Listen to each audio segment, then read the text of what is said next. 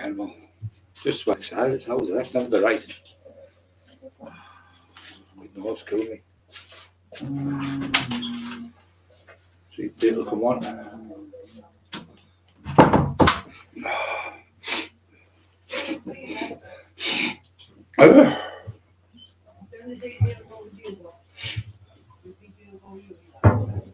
So you've been doing that? Moving things around. Didn't get that down. Bit sound. Hope everyone's okay. Thanks for all the lovely messages off everyone supporting us last night. Kev Kilty, Barry Faulkner, Brett May. Yeah, Brett, me and mate, I'm okay, don't worry, son. Came over last night to see us, to sort the trouble out last night. I said, no, there's no trouble with Brett. He said, well, Brian, I'm only 40 minutes away from you. I'll fill that fucking street. He said, don't worry about anyone coming to your fucking door. And the rest of the lads are all ready, all the travellers are ready to come over. He said, don't fucking worry about anyone. Shit house cowards. Want to have goals with you when you're pooling. You're really fucking brave, they are. Really brave. And that little fucking weasel staring everything up with a big shit stick. But it's not just him, he's the asswife, the other one who's pretending that he offered Lee Duffy out and put him out of a pub. No one put Lee Duffy out of a pub. If Lee Duffy got put out of a pub, it would have been talked about all over. When I had the fight with Lee, it was everywhere, all over England, people talking about it, all over the northeast. This clown has just come along trying to scrape a bit of glory back from the old days. He never had a fight. You make statements on people, and I've got the proof that they were working in there with coppers. Emma's got the proof from the when they got raided. 200 police officers raided the place. There was kids in there as young as 11-year-old. That was the youngest Elwood letting them in. 11 and 12 and 13, 14, 15, 16, 17-year-old kids in the club, all off their head on drugs. But me and Ernie at the door, we were letting people in, 18-year-olds, 19-year-olds, 20s, 30s, 40s, whatever. No children were in there. Why would you have little kids in a nightclub so they could take ecstasy, and die? Just low-life cunts, just for that. It's all it's about with you, that big stupid cunt. Money, it's all you think about. So, your story, what you put up, everyone's laughing at you. You're the laughing stock of England. Paying somebody £500 to go knock on my door and I'm offering me up for a fight. What a fucking shite. So shite. Why didn't you come yourself? Hey, why didn't you phone me up? You're a fucking bullshitter. You're just like a clown. Everyone laughs at you, the whole country. I believe what he said. Every down in London, all the London fans, everyone just laughing at him. I've never heard of him apart from the bodybuilding. You're right, what you said. The bodybuilding, all the cockneys said, fixed the fuck. Every time he went up there, he was winning it. He was nowhere near the best. We kept winning because they had the shows up here. His dad was a judge. Bill Boyd was a judge. He was in all the judges. They were all fixed shows. That's why you won them with Universe so many times, and you were only on stage on your own. Fucking hell, pathetic. Pure fixers. Even Lee Little said it to me. He said, just a fixed price. It's all fixed. It's all about money. It's all about buying steroids and they used to buy all the steroids up and sell them and stuff. That's what they were into, and fucking drugs as well, because the raids what they made in here proves they were selling drugs in the club, all of them in there. So Jimmy Robb was on the run for 12 years. They caught him after fleeing from the area. 19, I was in there with Ernie. We went in 1994, and then I got nicked, and they were trying to entice us down. And when we did go down, there was a Zuzi troopers on the front with armed response in there. So Emma's going to bring up the phone and she's going to read the extract out for when the club changed and what happened. So what they've done is the so-called doorman who took the door over, they did take the door over, but what they did is they had police officers dressed up as doormen to arrest me and Eddie when we come in. So there was like pokers with a stick, so we'd go, but we couldn't because there was armed response. They requested armed response to be there. Brian Cockerill and Eddie Bukes coming down to take the door. And they've got firearms, so they had all the firearm units there. And it's the pictures there and everything in the newspapers. We go, what the fucking lot? So, helicopter come, 200 police officers. Yeah, you just put a bit about the Coliseum. You see, it's better doing it than me. I'm useless with my fucking big sausage fingers. Let me have a look. So-called no police were involved. He was saying, oh, there was no police there. There was no place there. Well, there's fucking newspaper articles, three newspaper articles tell a different story. Times and dates.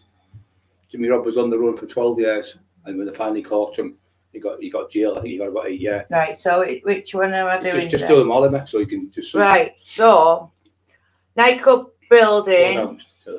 begins new life as a place of worship. That's it, yeah. Right, this is the first one. Yeah. The Coliseum nightclub in Norton Road, Stockton, which has been closed since 1997, will open on Saturday as the Destiny Centre. The owners, Teesside International City Church, hope the centre will be able to shake off its past. The 1930s former cinema has changed hands and names a number of times over the years, and the Fiesta nightclub in the 70s, it attracted names such as Tommy Cooper, Roy Orbison, and Shirley Bassey. It later became Black Cats, Park Avenue, Henry Africa's Blue Monkey, and latterly the Coliseum. People living near the building have welcomed the news of its transformation after suffering at the hands of revellers who broke into the car and used gardens as toilets. 8 years ago, more than 200 officers in riot gear. How many? 8 years ago, more than 200 police officers in riot gear. I was in there that night. Go on, talk then. In riot gear, stormed the club in one of the area's biggest drug clampdowns. Officers entered the club, arrested 35 people, and seized cash and drugs during the early hours of February morning in 1996. The undercover operation followed months of planning in 1995 and involved 20 vehicles, undercover detectives inside the club, unmarked police vans, dog handling teams, and police helicopter. Stuart Levin, trustee, has promised the building will no longer be a problem for residents. We believe it was our destiny to get the old Fiesta for life-changing church, right? So he said, so I don't know anymore that one. Just say something. No. So 1995, before we had me nearly, 95, I was arrested and I had to stay in the house. I had to go bail conditions. I thought I thought there was no place in there. Hey, you had all them coppers waiting for me there. That's what you done, Mr. fucking Elwood. I can remember it happening. You had all them police involved hiding behind you, pretending to be fucking doormen. 20 undercover doormen were policemen. The armed detectives were in there undercover, but never. The sting didn't happen that night. We didn't get us because we nearly sussed it. We got tipped off by someone. Armed response were everywhere, running knickers. That's what they were trying to do. They were trying to crazy, wasn't it? Yeah, do the next bit, love. Continue so by the secretary. The yeah, this is another one about the club, and then there's a bit with Jimmy Robb, just to prove he was doing the club. That was the name, and Boyle said I was making these names up. That one's only come through. You've only sent me the one nightclub with brings place of worship, and that one's just a video. That's not. What we're going to do, I'm going to put that video up tonight and show you how young the kids were in when they were. I packed in 95, 94, 95. I got into jail. So these are 96 and 97 when they get Elwood to run it. Wait, you see the age of these kids, 11-year-old kids and 12-year-old kids in a rave club. Disgusting, fucking disgusting. And when we were running the club, there was nobody urinating in the street. There was nobody pissing in the street. There was none of that because the doors were open for people to walk in and out because they were hiding behind the doors. They kept locking themselves in behind the doors with their armed response police officers. Grasses, no one policing for me. So where's the other one off my phone, babe? Where I sent you with the Paul Sykes one. He's saying Paul Sykes never ever touched any kids. He was never ever done for a child, such and such. He never touched a 34. Brian's lying. He's making all of Cockerill tells lies. Cockerill lies. Well, here it is in the Wakefield paper. What, this one, the one that's where the grave is? The grave. There's a grave in it. It's the grave. There's a gravestone in it. Right, yeah. He seduced his wife when she was 13 or 14 and he was 30 something. No, listen. He seduced his wife when she was 13 and then again when she was 14. Right, so he seduced his wife when she was 13 or 14, it says on here. He was 30 something. No, it's seduced his wife 13 and 14, it says. All right. She was 13 and 14. You had sex with her one time, 13, then you had sex with her when she was 14. That's what it means. So that's what wrong he is. But yeah, if that was anyone else... Let me read it, because you haven't read it right. Give me it. He seduced his wife when she was 13. Yeah, but you haven't read the rest, then let me do it. But you've took a picture of it instead of, like, linking it.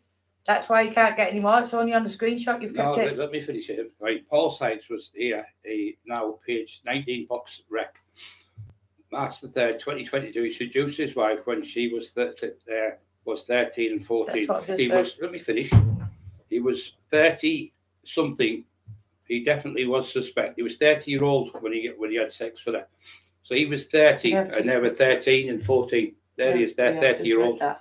The heavyweight champion, Bonesy and heavyweight there. Yeah, I've just read that. You never just read that, Emma. I did. I said he was 30-year-old. You said 13, 14. Yeah, and I said 30-year-old he was. Oh, yeah, just move on. Sadly, Sykes is now a full down and out pisshead in Wakefield. Bloated, red kipper, liver, all fuck the works. Last I heard, he was banned. So do you want these comments read now? No, I don't need them. No. So look. That's a bit where the man said he was walking about the streets with his kipper-faced, red kipper-faced pisshead pissing on Bob the Builder's playground in front of children, where he threatened to kill a 8-year-old girl with a mum, grabbed the hold of both of them and started screaming at him.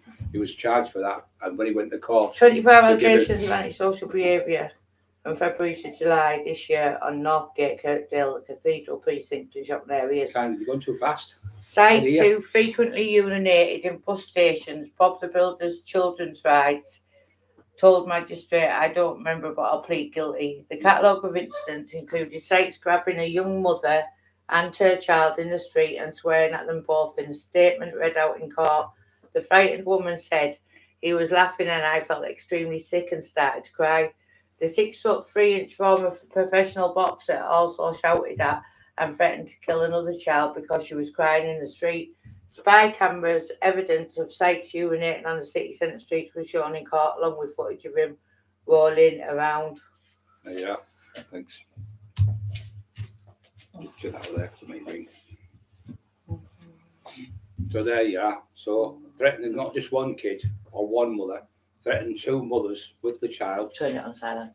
And threatened to kill the kid. Is this big? Is this your big time boxer there, Jamie? The big hard man of Wakefield. Is that what he boiled down to in the end?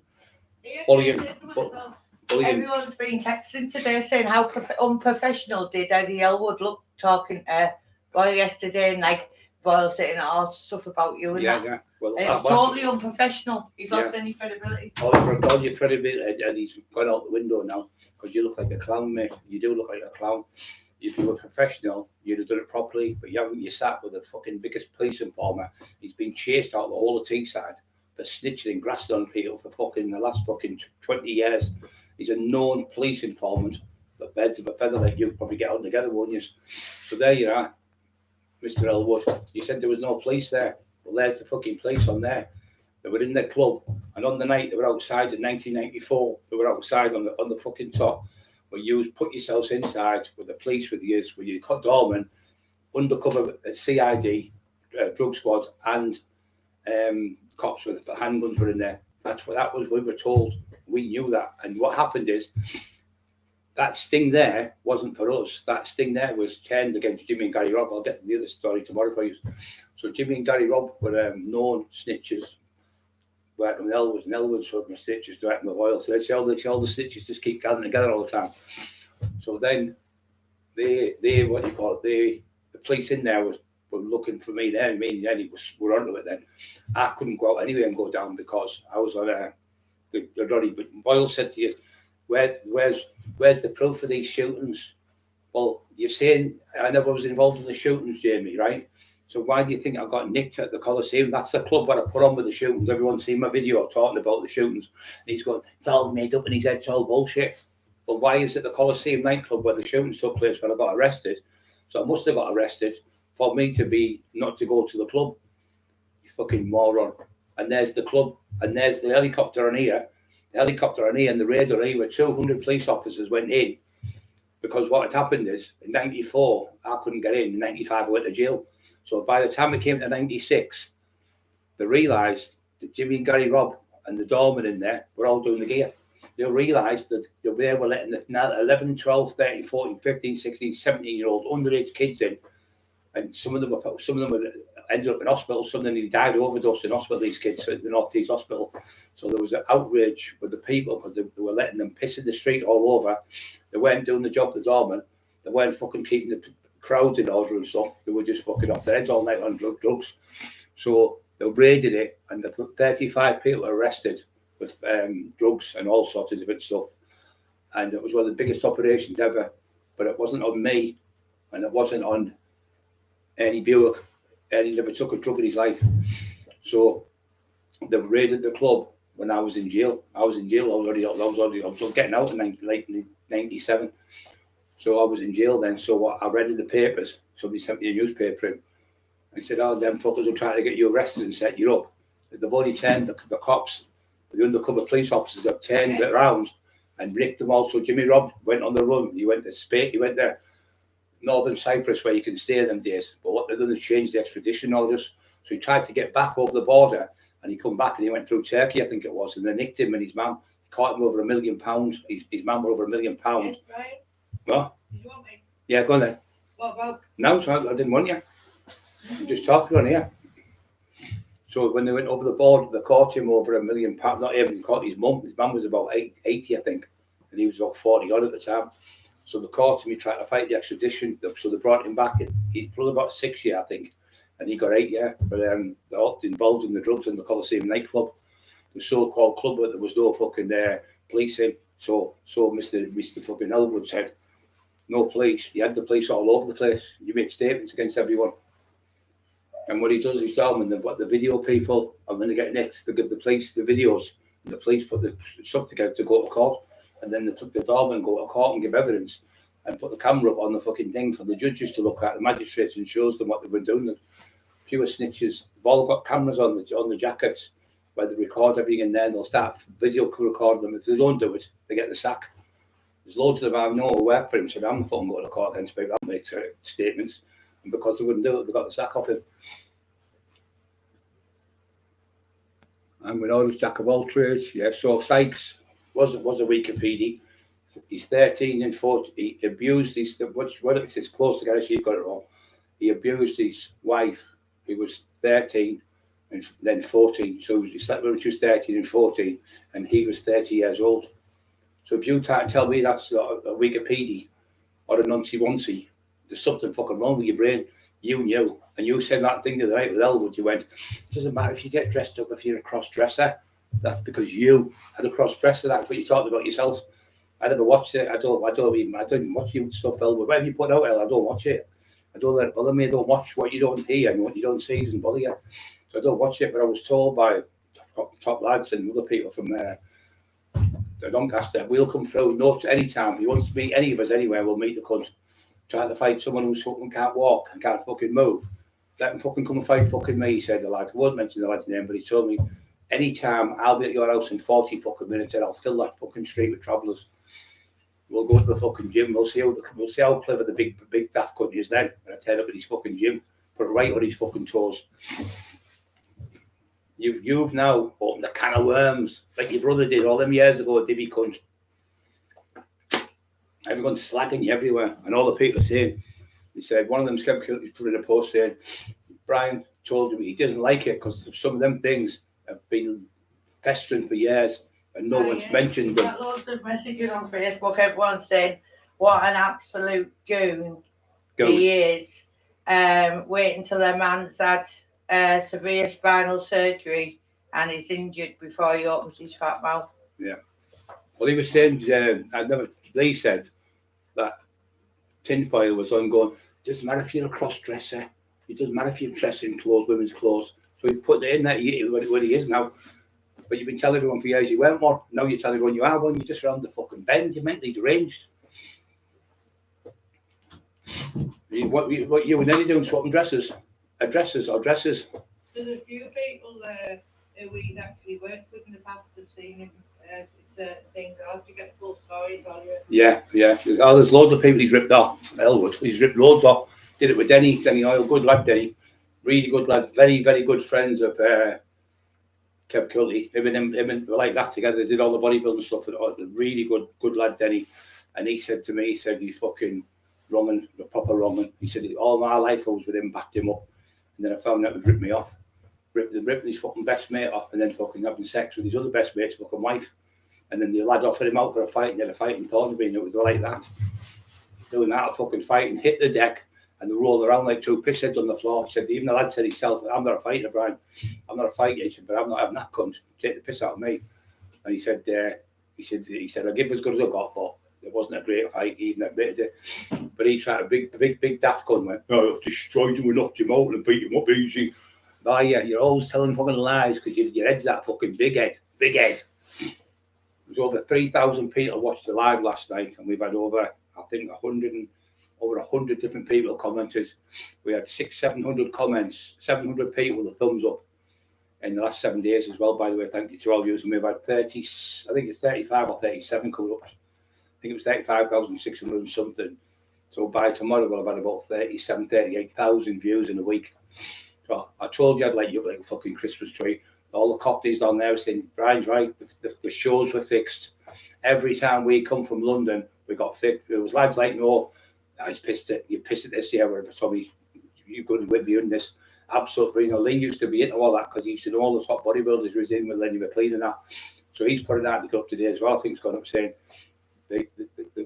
like Emma said, the high years come out, like they did it with big Lenny McLean, God bless him, when he was like getting to be older like me, and they all wanted to start coming out and fight when he was like 62, 63, 64, whoever he was. I can't remember his age, but when he was like your age and he was like, couldn't fight, is like, not being disrespectful, Brian, but obviously Father Time catches up on everyone. But these fucking rats, when they call your names, but they're dead saying nothing, but pretending to give people £500 to knock on my door and ask me for a fight. No one ever dared come to my fucking door. Never. And if anyone ever come, it was always with respect. No one ever come to my door. And if somebody had done that, I'd have known about it. And I'd have took the £500 off and kicked him all up the fucking front garden. And then I took his fucking car off him as well. I wouldn't have fucking done it. I'd have been straight to you, you daft cunt. What were you doing that time when you put the phone the police on me again? Do you have more police waiting for me, you fucking slink? I stood on the door. All behind them, all the people behind them were all some of them were armed response. There was over 20 undercover police officers in the club going to arrest me and Nenny, enticing us to come down, calling us names, saying this, that, and the other. So I knew what they were up to, but I couldn't go because I had to be in the house every night. So I had to go and show myself to the window with the cops because the doorman and the fucking people in there made statements saying Brian Cockerill was responsible for the shooting at the Blue Monkey, they called it, the Coliseum. And I got in for it, and I was taken to court, and I was bailed not to go near the Coliseum or any of the doormen or any fucking give me a Gary Rob or anywhere near that area. So they got a ban on me, didn't you, big head? You got a ban on me to keep away from that area. They all made statements against fucking people, same as they did with Liam. Young Liam went and fight him. So 23-year-old Liam offered you out on the door to get it right. You fucking shit, your fucking diarrhea come down your legs. The diarrhea coming out your fucking arsehole, not your ring bit. There will be with fucking boil down you. But there's a bit of ring bit going on there, isn't there? Who's crossing the dressers? Oh, sorry, the dressers. You sat there on your hair feet across the dresser and all that. Well, we know you're a fucking weirdo. Now he's not saying that about Paul Sykes now, are you? Because all the proof's out now. The cat's out of the bag. I'm going to be putting Paul Sykes' grave up. You can see the grave, you can see his name and everything in it, and you can see the article in the newspaper. And it says, he was always sus. That's what I never read out. At the very end, it says, we all knew he was always sus. Sus mean that he was a wrong one. We all knew he was sus. You know what I mean, mate? Now, when he was trying to do the bloke left the commentary, we always knew he was sus. Means a suspect of being a pedo. And now we've seen the 13-year-old. Then he went back to her when she was 14. And she ended up getting pregnant. And she had a baby at 15. They called her Kath. And this is how Paul Sykes. So, all right, there. My name's Paul Sykes. From Wakefield. I like to rape a couple of kids, like, you know. I battered the shark, you know. I punched that shark into here, and the shark went flying. I asked Jimmy Vaseline with a bit of Vaseline. Straight up that shark. Get in there. Come on, Sharky, get in. Get a good ride. Jimmy said, can I jump on Paul? You know. All right, calf. All right, there. I swam the Straits of Johor. Tell Paul Sykes. Yeah, if your kids are here, make sure you put them away. Fucking hell, what an embarrassment. Paul Sykes punched the shark in here, knocked it out. Fucking embarrassment. And then he's telling people that he's discovered who Jack the Ripper is. And he's discovered that he went down to London on a 1-hour Ripper tour. It's a 144-year-old Ripper tour. 144 years it's been out for the murder. No one's got him. But our national treasure, Jamie Boyle, goes to London on a train, gets to a bus stop, gets in the bus, goes on a bus tour for an hour, and guess what? Jamie finds Jack the Ripper, the murderer. Jack the Ripper, he's found him in 144 years. Nobody's got anywhere near him. But he finds him. All the top police from America, the FBI, the CIA, MI5, all these units of different people, the Metropolitan Police, the French Police, the Belgian Police, New York Police Department, all let it go. None of them can get anywhere near it. But Jamie goes down, the national treasure, Guess where he's from? A clipper ship, had a doctor's bag with a knife in, the name and address of it, and a hand in there. Now, let me tell you this, Jamie. There was 5 ladies killed. Not one of them had the hand cut off. They were gutted from down here to there. And the name was called the name, the writings on the wall. They said it was a Polish Jew, Polish Jew butcher, and it was, and said it was somebody in the Crimean War doctor. So he's found Jack the Ripper's from Middlesbrough, guys. Jack the Ripper's from Middlesbrough. So what's his name? I mean, sorry, we all know it's Jack the Ripper. Well, he sold it in an hour, fucking crank. And then he tells me that, what was he said? So he's saying these fucking shit stories about Paul Sykes aren't true, but he shut his fucking mouth the last 2 days since we put the proof up. So it's like Paul Sykes was a wrong one. Paul Sykes was having sex with young boys in jail.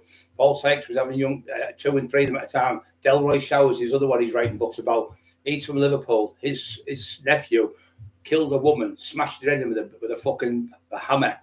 Smashed her head in with a hammer, left her for about 6 hours, went back and raped her and she was dead. That's the type of fucking people he writes books about, weirdos. He's talking about Jimmy Savile. Jimmy Savile was a great man. He was a great fighter. He used to knock around with Paul Sykes. Paul was his bodyguard. They used to go to Wakefield. And then when they went to Wakefield, they used to go to Scarborough because Delroy Showers was a millionaire because he used to sell cars. I think they were them ladders. I think he was selling. And when he used to sell them to people would have to pay them every month. Sometimes they wouldn't pay them, so they'd go to this place called Scarborough. When they went to a place in Scarborough, it was a big place where the cars were.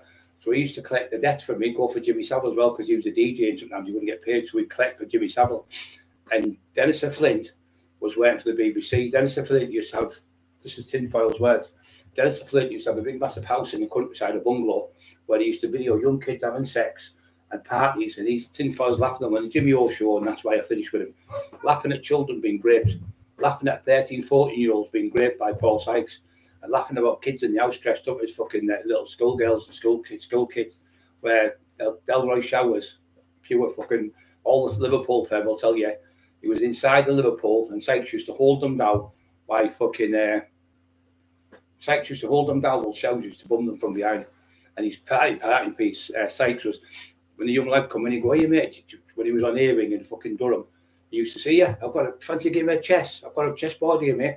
So the young kids would come in, because in them days, when you were like 13, 14, you would go to Borstal, you would go to the Big Jail Festival, then you would watch in the Big Jail to see what you like the screws. You were on A wing, so it was like the kids' wing. So then you'd be on there, and Sykes was the head cleaner on A wing. So Sykes was on there, when the kids come in, he used to get them in the cell, hold them down, give them a slap, and like, I'm talking about 13, 14-year-old kids, like little skinny kids. And he'd hold them down and say to them, do you want it the hard way or the easy way? And I went, what do you mean? What do you know what you mean? Like petrified. He says, bite the pillar. You get an half ounce of baccy, or I'll just knock you out but I'll just knock you out and rape you. So they had to fucking, they give him half ounce of baccy to let him bum him. If they didn't, he just knocked them out and fucking raped them. And he was doing that for years and years. And it says, why do you think the newspapers put in there? Why did the newspaper put in there? We all thought he was sussed. And the rumours, there's a little bit in the other paper saying the rumours about him, there's too many rumours about what another newspaper said, meaning fucking, there's far too many rumours for it to be not true. He was a proper, on my brother's fucking grave, my dad's grave, he was a proper wrong in that fucker. And that day I finished him on the show because I was with Jimmy O and he was off his fucking tits, fucking pouring away, fucking shit coming out his nose and going in and out at the place. Going, oh, I've got anxiety, I've got anxiety. I'm coming back and forth. Jimmy said, what's wrong with him? I said, and the lad said, the cameraman went, he's off his head. Then he went to Paddy Maloney's, great lad Paddy, did a documentary with him. But Paul Suggett, I think it was. No, it wasn't. It was Thingy Peacock. I can't remember his name now. Best name. It was his Peacock, and another lad called Dan, and they were doing a video with Paddy. And Paddy was talking about. So Paddy was a good lad. He written his own book. 10 years it took him. He was in that jail. He written his own book. So yes, Tinfoil to do a book with him. Tinfoil got Paddy's book, took it off him, and then put his own name on the book. Paddy said, "What the fuck have you done? That's my book. It's my name on it. I didn't want your name on it, Jamie. I wanted my name on it. I've written that fucking book, not you. Written by Jamie Boyle and Paddy Maloney. But he had to buy the book back off them, cost him £6,000 to get the books reprinted and take his fucking name off because he can't stop being a prick, narcissistic little prick. And he did the same with Marty Joseph Turner. Marty Joseph Turner collapsed. He got COVID. Jamie went straight to fucking his place where he was in hospital in James Cook. His son said, my dad's not going to make it. So Jamie then, it was a Saturday, went straight to Wakefield, seen Rob Brenton of War Cry Publishing, War Cry. And by the way, Eddie, War Cry Publishing, War Cry Press don't exist as a real company. They're a fake company. That's what the judge told us. And that's why we got disclosure. Why do you think my book's been taken off the shelf? Why do you think Terry Dicko's book's been taken off the shelf? Why do you think Waterstones took the bomb? I'm going to put Waterstone's video on. You'll see me in the wheelchair going there. And the woman took it down. It was called Piccadilly. Piccadilly was the head office, Waterstones. And we got the Judge Cook said, you can't sue Mr. Cockerill today because as of now, these don't exist in Companies House. That's what does that mean? He said, they're not an entity. Is this fraud? He said, yes, you got it in one. So he said, I'm going to have to change the amendment. And that's where Tinfoil was allowed to go that day when he got dismissed. He's got a letter where he got dismissed on. But that was only for that one hearing. So the judge said, I'm going to bring it back next month. So when we went to go bring it back, Tinfoil recorded the courtroom hearing because it was all on BT phone and then recorded it and put it on the YouTube. What happened? I got a letter of Judge Gargan, told different judge. Judge Gargan said, as of today, Jamie Boyle's been arrested for contempt of court, made an explicit hearing, recorded an explicit hearing, and put that on YouTube. Under section blah, blah, blah, blah, blah, he's broken the court rules. You're not supposed to put anything up or record anything in a courtroom. So I'm telling you, you have to, for every endeavour to take this, all these, pretending he went to court and got dismissed. He got dismissed because that day, he said, I'm just a T-boy. I don't work for him. I'm just a T-boy. So we couldn't sue him. But then later on, when it came back, I said, to Judge Cook, I said, Your Honour, how can he not be in the books? How can he have nothing to do with the books when he works for the company? Sorry, how can he have nothing to do with the company when he gave me the contract? And he's the one who gave me the his name's on the books. He went, just 2 seconds. So he went on the computer, the judge.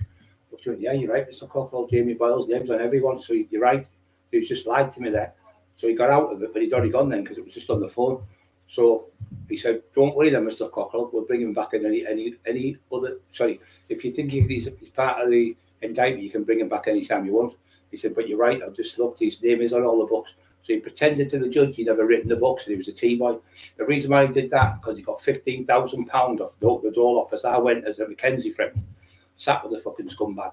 But and what had happened, he swapped it over from his wife's account to his account. So his account to his wife's account. So they went, you've had, so the £3,000 was off the Lee Duffy book, but he was claiming it all at the same time, and she was claiming family credits. So what happened is they had him in, he said, you haven't given us this fresh stuff here. When you're on the door, you have to give us a change of circumstances. He said, I'm fraud squad now, and he was under arrest, and the thing came on, he went, beep, he said, we're recording it, so I had to give my name. And me as Brian Cockerill, such as Mackenzie friend for Mr. Boyle, because he suffers mental health issues. So we went through all the stuff, and he went, how have you got £1,000 in your wife's bank account over the last 12 months on the festive every month?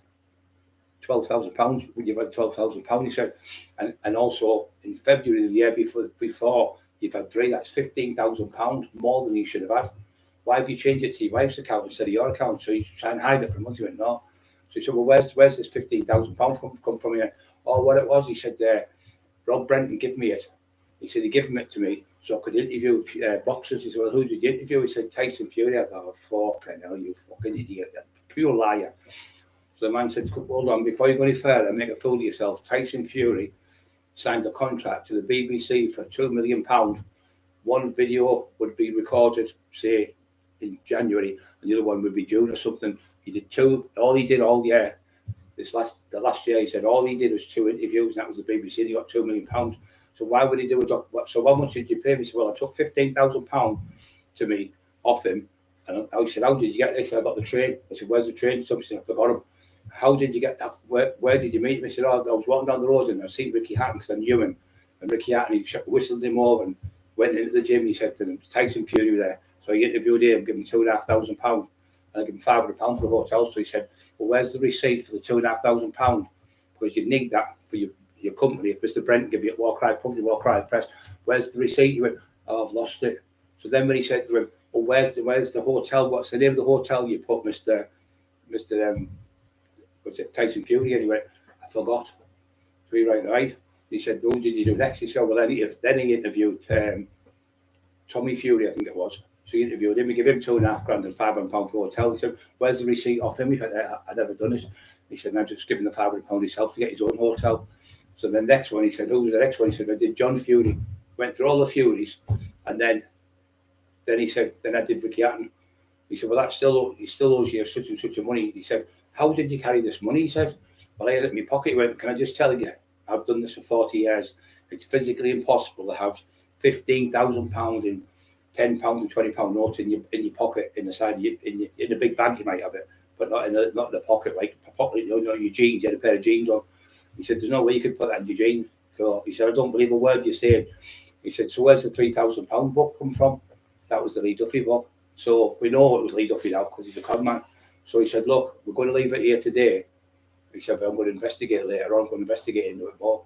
A lot. So when I come out the door with him, he went, "Yeah, I've just made 15 grand. I went, "What do you mean?" He went, "Oh, I never." He said, "I fiddled it." He said, "I fiddled them all." He said, "You do what you did. You got me off with that there." But then he said, "Do you want a meal?" I said, "Yeah." I said, "Get us a fucking Parmesan, only £6." He went, "Oh, can you just have a sausage sandwich? They're only 80 pence. I've only got about 80 pence. I went, "No, I want a fucking meal." Just sat in there for 3.5 hours, fucking lying for him. I didn't even know I was lying for him. Got me involved in a fucking conspiracy to prevent the course of justice with the fucking government. And the scumbag then turned on me because they asked for invoices. All they asked you for was invoices. And when we went to court, the judge said, "Give Mr. Cockerill the invoices." You wouldn't give us them. And in the end, when we went to the court case, in the end, Judge Gargan said, "Give Mr. Cockerill his book back." You had to. That's why you can't get the resurrection of Brian Cockerill anywhere now, because it was taken off him and given to me. Also, Matty Joseph Taylor's book, From Boys to Champs, was given back to him. Terry Dixon's books were given back to him. I think it was 1,300 books Terry got back off them. Why can't you get Terry's book online, or my book, or Marty's, or Terry's other book? Because we're taken off him by a Crown Court judge called Judge Gargan, Judge Mark Gargan. I brought all the letters, 400 letters I've got. We were in that court for over 3 years because of the COVID. And we weren't going to court, we were on BT Meet on the phones. This piece of shit has ripped everyone off. And the judge gave a disclosure. So yeah, he still hasn't given me the disclosure. Then one day I was in bed and Scrappy was watching the big red dog, Clifford. I was sat on the bottom and laughing my head off at him. He was watching it because he loved it.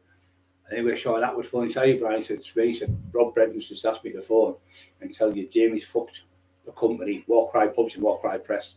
They're going to go bankrupt." Then I got a phone call off Stephen Wraith. Stephen Wraith. Yeah, Stephen Wraith said, "Jamie's ruined the company." He said, "He hasn't paid me a penny. Give me no money for the books. All the documentaries and out." He said, "He's ripped everyone off. Everyone's been ripped everywhere." So everyone, 37 subjects were ripped off all over the country from everywhere. That's what he did. He was a scumbag. And then he pretended he was going to do a book with Tina Shaw. "I've got Tina Shaw. She's lovely. She's coming on the show. She's a lovely woman. I met her down there 6 ago, down there. Been seeing her for a while. Been going to her house, staying with her. I've been staying down there for weekends. The energy of her, she's lovely." Tina Shaw contacted me. Obviously, I didn't know Roy Shaw. We spoke on the phone a couple of times with what was he called? Frankie Fraser. And she said, "Listen, could I go on your show and expose this man called Jamie Boyle?" I said, "Of course you can."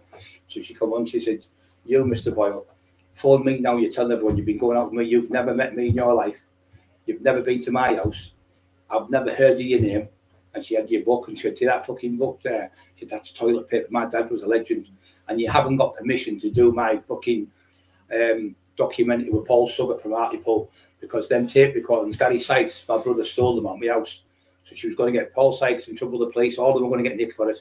I've talked to Paul Sykes on the phone, and he pulled the plug on it.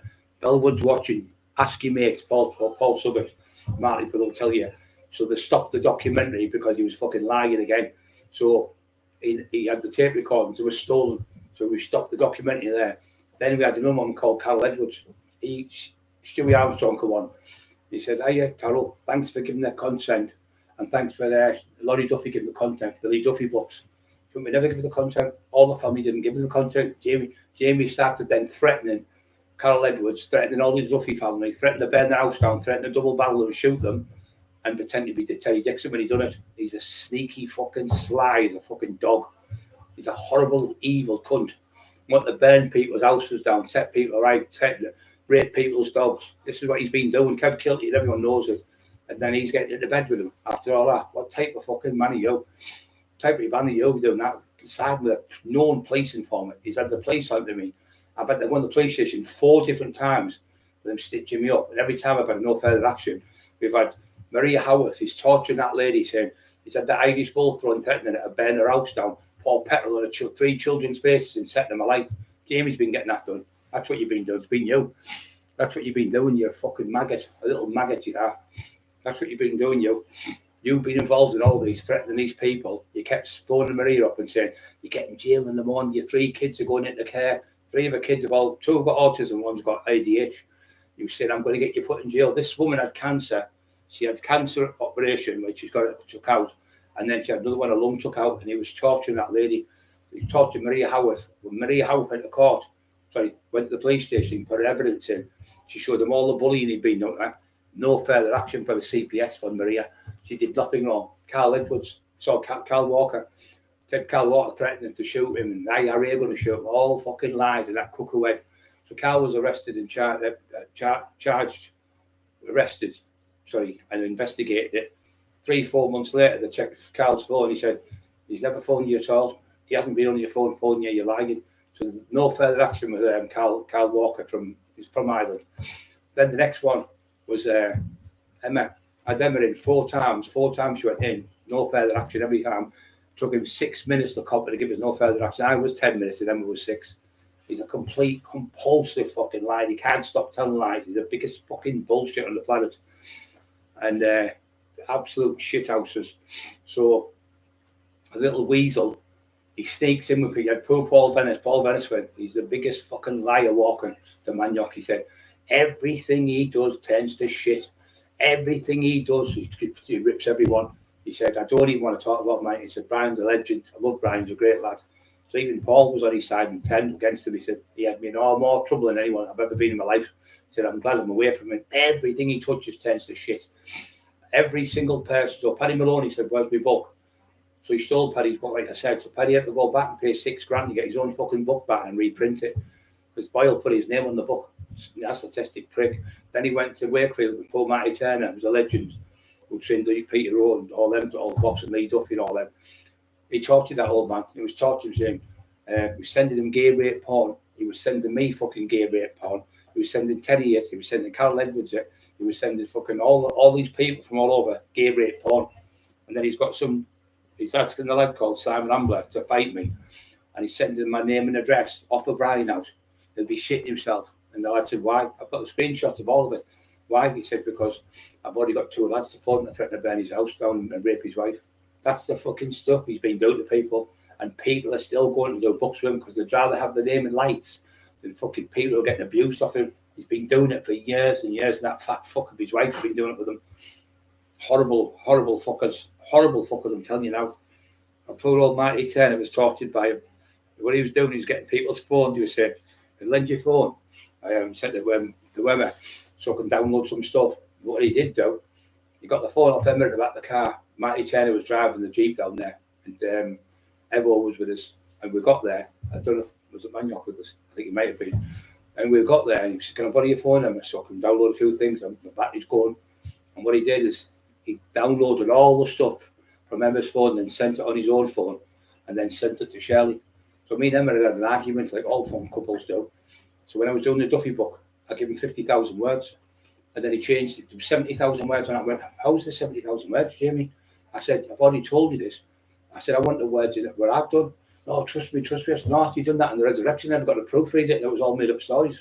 So I said, so anyway, what happened is Shirley phoned and said to Emma, we're going ahead with this book, no matter what. We've done all this work. And what do you mean, we? You're not fucking French, you know. I did the book. It's my stories with Lee Duffy in the day. It was nothing to do with you. You didn't know these stories. You turned on and said, I thought you'd done that. I thought I'd rinsed Lee Duffy out. There was nothing left to get. And Brian Cockerill coming on. He's just given me 30 to 40 stories in a row there. They're amazing. This is going to be the biggest book in history in Teesside, probably one of the biggest in England ever. this book is unbelievable. It's absolutely going to be brilliant. Brian's stories in here about Lee Duffy, the stuff I've never heard of before. Yeah, because you never knew Lee, Jamie. I knew it because I knocked around with him. So you were going to do the book with me, and then all of a sudden, I asked you to give me proofread of the book. You went, oh no, trust us. No, I want to proofread this now. So he said, well, I've done 70. She went, he's done 70,000 words. I went, how can he do 70,000 words when I only give him 50,000? She went, oh, he's just put his own spin on it. No, his own spin was Lee Duffy used to pinch out the pound shops. There was no pound shops in 1990 in fucking Teesside. There was no pound shops. Lee Duffy walked around the streets like the Terminator and destroying people, punching them and bullying them all over. And he didn't bully anyone when I was with him. I seen him have one fight with one lad. He slapped him on the fucking zebra crossing. He wasn't going around bullying people at all. He could fight for fucking fun. You didn't know the lad. You were in fucking school playing fucking skips with the girls. You're the biggest fucking liar I've ever met. You rip everyone off. And you well would. You'll get ripped. You'll get a few quid for the first 2 or 3 months. And then we ask for invoices, you won't get none. We've asked for, that's what we asked for, invoices. The judge ordered them to give us invoices. We still haven't got the invoices to this day. And then when Marty Turner, Kevin Brown, who's a Mackenzie friend, represented him, he took him to court, and the judge realised why he wasn't paying the money. He said, well, where's the money for Mr. Turner? He said, you own 50% of the book. If every book is 50%, you have to pay him. And Mr. Turner written the book himself. He said, no, I've written it. He said, I just got some extracts off him, and I written it because he just gave me little bits of this, that, and the other. But you didn't know, Mr. Boyle, did you, that Marty Turner had written a book 10 years before. His wife died, and he packed in, he left the book, and he painted it and put it in Barclays Bank. That book had never been touched for 10 years. So when the day of the trial came up, Kevin went with the book and put the book in. It was like electronic, because it was just on BT still, on BT phone calls. Kevin sent a bundle in, electronic bundle.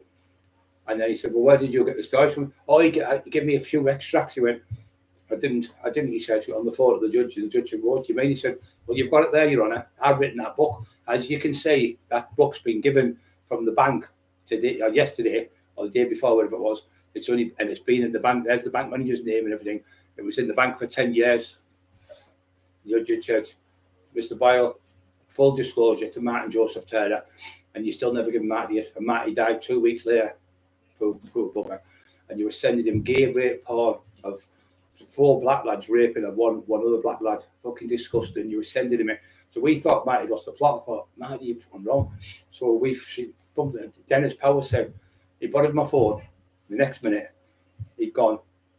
And he said, can I download your link with your phone so I can send messages? Similar thing again. The same thing as what he did to Marty, same to me, same to Emma. So he got the phone, cloned the phone. He started texting saying, it's me, Dennis Power. Do you fancy going for a date? Whatever, Sharon, I've loved you for years. There was Jamie doing it. Because what happened is Dennis threw him out the gym because he couldn't box. He barred him out the gym. So that was his way of getting back on Dennis. So anyway, Dennis's people going, who the fuck are you? Like, don't phone the gym up and ask him, and then phone his son. His son went, I haven't seen my dad. I've tried to phone. His phone seems to be off, and then it's on, it's off. So young Dennis went down and said, Dad, have you give your phone to anyone? He went, yeah, give it to Jamie. He said, tinfoil. We didn't say his name, tinfoil, but that's his other name. And he went, yeah, he's called your phone, Dad. So they started phoning the people. Said, no, it's not me. It's that fucking Jamie such and such. So they all were going to bash him, all the boxers in South Bank. So they all chased him out of South Bank. That's one of the moves. He got kicked out of South Bank. He's a fucking horror, absolute horror. He's been doing this for years to people. So when Stewie Armstrong came on, Stewie said the cat lead was on one of these things, computer. Thanks for the input, Lee Duffy. Thanks for Laurie's input and all that stuff. Jamie pretended and signed Carol's name, fortunately signed the name and pretended. So when he was saying thank you to Carol went, for what? Thanks for what? She went. And he went, for helping us do the Lee Duffy and the contribution you give us and the input you give us and signed it for us. She went, I've never signed nothing. I've never given any input. So he said, can I come and see you? So he went and seen him. He went and seen him. She went, he's bullying me because I won't give him nothing. I've told him I don't want nothing to do with the Lee Duffy stories. I didn't want my, because it was her husband. So she said, I'm not doing the book with you. So the next minute, he's got on the phone and Stewie said to him, listen, you fucking slag. I've seen you, because he caught him calling Carol, slagging her on here on Facebook when he went into his house, because it was on the table, the thing, on the computer. And he seen her calling Carol. He said, don't you ever come near me again, you'll wipe the floor with you. Now fuck off, the documentary's finished. Don't ever come near me again, you. And finish the documentary. That's what he did. That's what he did. Fucked him off because he's fraudulently signed Carol Edwards' name and pretended that Carol gave permission. Does it sound familiar? Tina Shaw. Oh, I've got permission to sort of do the books. That's Paul Suggett. I'm lying. Paul Suggett took it down. Then he did it with the. When I said, "There's 50,000 words," he did 70,000. So I said, "Well, give me the words so I can read so what you've done." And then he wouldn't give me it. So I got on the phone to Walkride Publish, Walkride Press, which is Robert Brenton, 3 Bailey Gate, Pontefract. He wants to worry about it. I said, "Well, Jamie's already done that other book with me. Never give me proofread." He said, "Oh yeah, I was away at the time and we had to just rush it in and all that." So anyway, I said, "Well, I need the proofread this time." He said, "Well, I'll give you the 50,000 words. You have a read, see what you think, and then we'll go ahead with it." So because she was going, "You're not getting the 50,000 words. You're not getting the proofread." My fucking book, my stories, cheeky cunt she is, fat fuck. So that's what they like, horrible. What they do is they deliberately fall out here, like an excuse so they can fucking not pay you, rip you off. So I said, "Right, well, I'll just fucking sue you. I'll sue you." So anyway, she shit herself. I said, "Well, I've got the proof now." So I said, "And I've read it, and it's nothing to do with the stories I give you. Loads of them have been twisted round." So Rob Brenton sent it. It was in small format, so it was dead small. So Emma got something to blow up. The writing was bigger, and we're reading it, and it was just total fucking lies about Lee Duffy. I said, "That's it, finished." So I was going 5, 4. She said, "Hey, Shelley, come on." She went, "What's he doing there?" She said, "Brian's giving the book away." "What do you mean he's giving it away? You can't give it away." I said, "I've got 50,000 words." She went, "You haven't got 50,000 words." I said, "I've got the 50,000 words what I give Jamie, where he's made it into 70,000 words." She went, "You're lying. Don't bullshit a bullshitter. I'm so clever. I'm a legal secretary. I'm not an idiot, Brian. I work for a law firm. I'm not stupid. You haven't got it." I said, "I have got it." She went, "You haven't got it." "I have got it. I kept it on a piece of string." She went, "No, you're just bullshitting now. I know you're bullshitting." I said, "Well, go and phone Rob Brenton and see what he says." Because Rob Brenton gave it. "No, there's no way Rob Brenton would give you this." She went on the phone, come back on. She went, "Oh, but Brian is stuff." She was horrible, nasty to me. As soon as she found out I had the 50,000 words, she went, "Are we, Brian? Come on. This is stupid. Let's act like children. Let's be adults. There's a lot of money to be made in this book. It's going to be amazing. It's going to do really well in the shops." I thought, all this is about is money for you, isn't it? Not the dignity and pride of Lee Duffy. You've got no fucking soul whatsoever. You've got a heartless soul. I said, "You're horrible." And I said, "I'm not giving it away." She went, "Do you know today is Lee's anniversary? He died 30 odd years ago." I went, "You know what? I didn't. But you know what, Lee? Thank you so much. You've just given me the proof. I've always been a fucking fair person. If anyone wants to fight with me, I'll fight them anywhere they fucking want. I'll meet them anywhere they want. And I don't have to have gangs with me or that shit or fucking weapons with me. But the thing is with this fucker, he's just a horrible fucker." So she said to me, "Please, begging her son, please sleep on it. Please don't give it all away. All this money we're going to lose." I went, "Look, it's all about money again." I went, 5, 4. She went, "What's he doing there?" And then we went, "He's giving the book away. He's got it on the internet now. He's pushing the button where it's going to go to thousands of people around the world. So you can't write the book." That's just pathetic. That's just stupid doing that. That's all that money again. She thinks how fat he is money, and all he thinks of is money because he's on them blues. He's on them fucking Subutex. He's on every single drug you can think of every day, 7 days and 7 nights a week off his head. He's on the cat. He was on the spirits. He can't afford them. He hasn't got a bean that scratches his ass because he blew everything. So, like I said, I phoned Paul Suggett. I said, "Look, I don't want to do this documentary." Well, Lee Duffy went, "Why? What's happened?" I said, "He's fucking telling lies about Lee." I said, Paul said, "Look, I know you helped your brother because his brother had cancer. He said, for the respect I've got for you, I'll take you out of it." He said, "But I'll tell you now, this ain't going to sell. You're the only credible person in this documentary, like to Paul Suggett and all them. It's Paul Benison, that guy, he was in your kid. So you're the only one with credibility in this documentary. It's going to be complete shit." It was complete shit. It never fucking got nowhere. Never made an out. Poor Laurie, yeah. So Laurie Duffy begged them not to do it. He said, "Please don't do any more books on me, brother. You're making all the family bad. You're making the man bad. You're making the dad bad."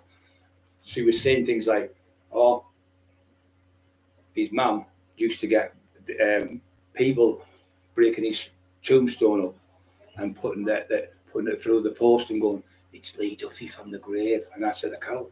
She said, "No, it happened once, Brad." He said it happened 5 times. Then he's got Lee Duffy on the road dead with a bowie knife that big it's supposed to be in it, right? near the fucking gym. He didn't die on the road. And he was saying, oh, and the ambulance was late and all that. The ambulance was only 5 minutes away, Jamie. Nobody phoned the ambulance. You weren't there. Our mate Mark was there. He was in the fucking car with him. And Lisa was there, the other one, when they were there. And so was the other lads. So he got stabbed with a lock knife because a lad called Lee King threw it down. And Allo picked it up. It was that big, the knife. And he swung it under Lee, caught him under his armpit, and leave her up the road and collapsed on the road. A taxi pulled up and drove off because there was that much blood.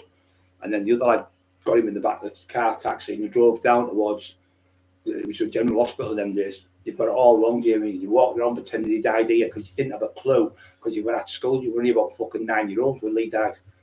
9-year-old you were. So you made this shit story up with Sean Atwood. Sean wasn't Sean's fault because you were talking shit because you went there. So Lee didn't die there and there was no ambulance phone and he never got stabbed 7 times. You're a fucking liar. Got stabbed once under the armpit and there was a mark in his back like that. Stabbed one in the back. It wasn't massive. It was the one that got him under the chest that killed him. You were just a bullshitter. And now you're writing books with Cleveland police officers. You've just written a book with fucking Ray Morton, who was involved in the murder case of Lee Duffy. Why would officers work for you, high-ranking chief inspectors? And why would high-ranking Eugene Tay, detective sergeant of the drug squad, he ended up becoming a national crime squad, regional crime squad, national crime squad, because you've been a grass for years. You've been a snitch and you've been grassing all these people off the council seats for years. And that's why the coppers go and arrest anyone for you, because you're beneficial to them. Because now we've got a new law called double jeopardy. My friend, Loggy, his wife was killed by Billy Dunlop in Billingham years ago. We used to have the big night out before. The other dog got it. Second again. See the smile? Craig Howard. Yeah. So next minute, we were in there, me and John Black and all, we had the clubs. We had all the clubs and stuff before anyone. So we, so Oggy's missus got killed. So Julianne Hogg was killed. So a mum, Cleveland police again, never done the job. She come in the bathroom about 3 months later, couldn't hold her hair up my nose. And she said, could smell something. She opened the bath panel, the daughter was dead in the bath. Cleveland police fucking scumbags again. So what happened is, the new law came out called double jeopardy. In America, double jeopardy means you can't be tried twice. But over here, they changed the law because of Julianne Hogg. Because Billy Dunlop came out and going, I don't really was drawing pictures. I know all how he killed and everything in jail. He was in Durham for another charge. But he was actually putting the pictures up and that's how they caught him, because he was bragging with a fucking big bit like tinfoil bragging. So they caught him and he got done. So they changed the double jeopardy law and that's how he got done in. So that's what now. So if someone comes up to you and says, somebody comes up to you and starts recording you for no reason, and you don't say, if they say, it's okay for me to record you, and you go, yes, this is the way, this is how the cops are working with him, this is how I think it is. It might be me being paranoid, but I think it's perfect. Because he's asked people like me, did you murder such and such? Who murdered this one? Terry, did you murder him? Then he was asking people around London about murders in London, in the East End, the West End. Then he was asking people in Liverpool about murders. So if you turn around and say to someone, yeah, of course you can record us, then you give permission. So then it can be admissible in short, not inadmissible. You can use it in a courtroom because you give consent to be tape recorded. So what he does is, what he did with Terry, he has 2 tape recordings. Watch yourself, Eddie, he's got 2. He has one in his pocket recording you, and he'll go, yeah, with the other one. Let's turn that off and let's put that down there. There's the tape. Let's turn it off. And then what he does is he uses it against people, what they've said. Somebody might say something off the cuff, or somebody might say this or say that. But you're saying it to him, and there's like respect, because they're supposed to keep them recording and then give it back to them. Like us, you're supposed to get your recording back. But he uses them. He uses the content to get people and blackmail. He's try to blackmail me and Emma. If you don't, Shirley said, when they borrowed the phone and they downloaded it and cloned the phone that you did with Dennis Powers, if you don't do this documentary in the book, Emma, I'm going to put your argument you had with Brian about 6 months ago. Do you remember when you went to Sean Atwood's and Jamie asked to borrow your phone? Well, I downloaded that phone onto my phone from Jamie's, took all the content out of yours, sent it to me, now I've got it. So you wouldn't believe how good I'm at cloning phones, she said. I can use one phone, send a message to another phone, then send it back to Brian and look like you've been texting Brian. That's how clever I am with phones. Brian? Yeah. I was asking you, was Phil Dunlop really tall? I don't know, I never met Billy Dunlop. I think he was only small. I didn't meet. We used to go to the big night out and but we all went to the door. Me, John Black, Steve Cockerill, Gary Russell, little Cookie, John Black. Who was the other one who worked for me? I worked in there. Yeah, someone Porcupine Pictures said that was sick when he reenacted the scene of the final hours of Lee Duffy's death. Were at the wood. Yeah, it's disgusting. And I tell you, else was sickening when he did a picture of Lee where his eyes moved. That was to torture Cal Edwards and the kids. Have you seen that, Brian? Porcupine Pictures said he's ripped loads off. I wouldn't surprise me if he was scamming that Bradley Lowy Foundation. Well, let me say it from my mouth, not Brian. So just in case any police are listening. I had real big concerns about that anyway, didn't I, Brian? Yeah. And I wouldn't let him put a bucket round on that evening with you for certain things as well, would I? He was always trying to scam like that. Terry like that, didn't he? Yeah, definitely that Bradley Lowe Foundation that needs looking into, because I wouldn't believe a word of it. All he paid, and I know it's £6 worth. He kept all the other money. He's a con man, and when he went down London on the streets, he came back with no money. When he was in the gay clubs, going, I'm just in the gay clubs drinking with double brandies with all the gay lads tonight. He said, anyway, he's on Jimmy O. He said, I'm just going to come out in the next few years that I'm gay. So he come out with that on the show, and I was saying, you're a fucking round the bend, you're mentally deranged. Then he was laughing at Sykes. Now, my brother got raped when he was a kid. And he was laughing at Sykes, raping 13 and 14-year-olds. I said, well, that's rape. He went, no, they give consent. They're 13 and 14-year-olds. He was 30-year-old. So he said he met these two girls, schoolgirls. They were on the summer holidays. He was at Blackpool. He was a lifeguard. So I thought he was going to say, well, I took them out for the day and took them to the beach and got a candy floss. They were just kids, and I took them on the shores and on the rides and all that. Tinfoil it. I said, what did he do? Take him out for the day? But no, he had a threesome with him. He started laughing at it as if it's fucking funny. Absolute sick in the head. He is fucking sicko. Put it this way, you wouldn't let him look after your dog. He's always on about bumming people's dogs. I'll bum your dog. That's his favourite sin. And how he gets that favourite sin, I'll bum your dog is. When Peter Fury was in jail with Paul Sykes, he said Sykes would have sex with anyone.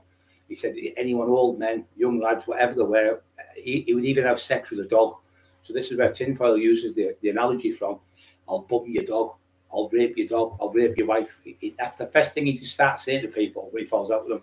And then when you fall out and fuck him off, he uses the stuff when you're saying, I'll smash your fucking face in that you could, and then he gets the police on you.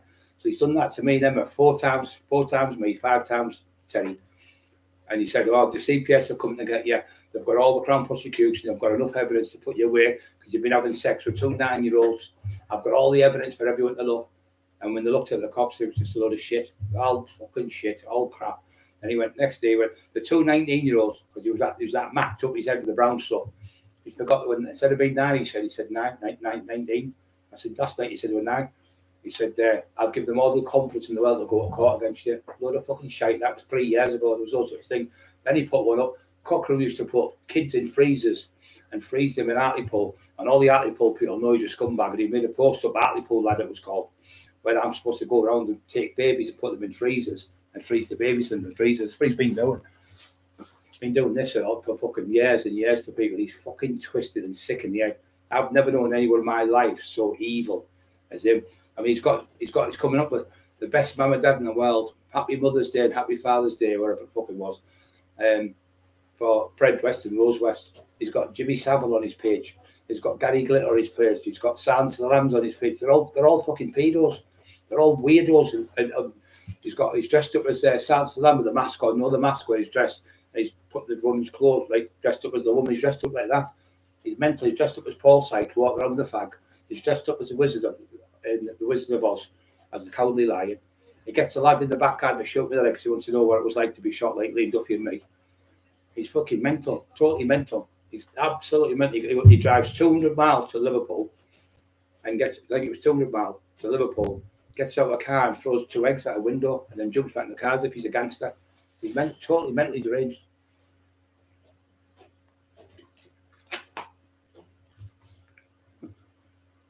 The voice going there, but he's smashing it. Yeah, fucking right, I will.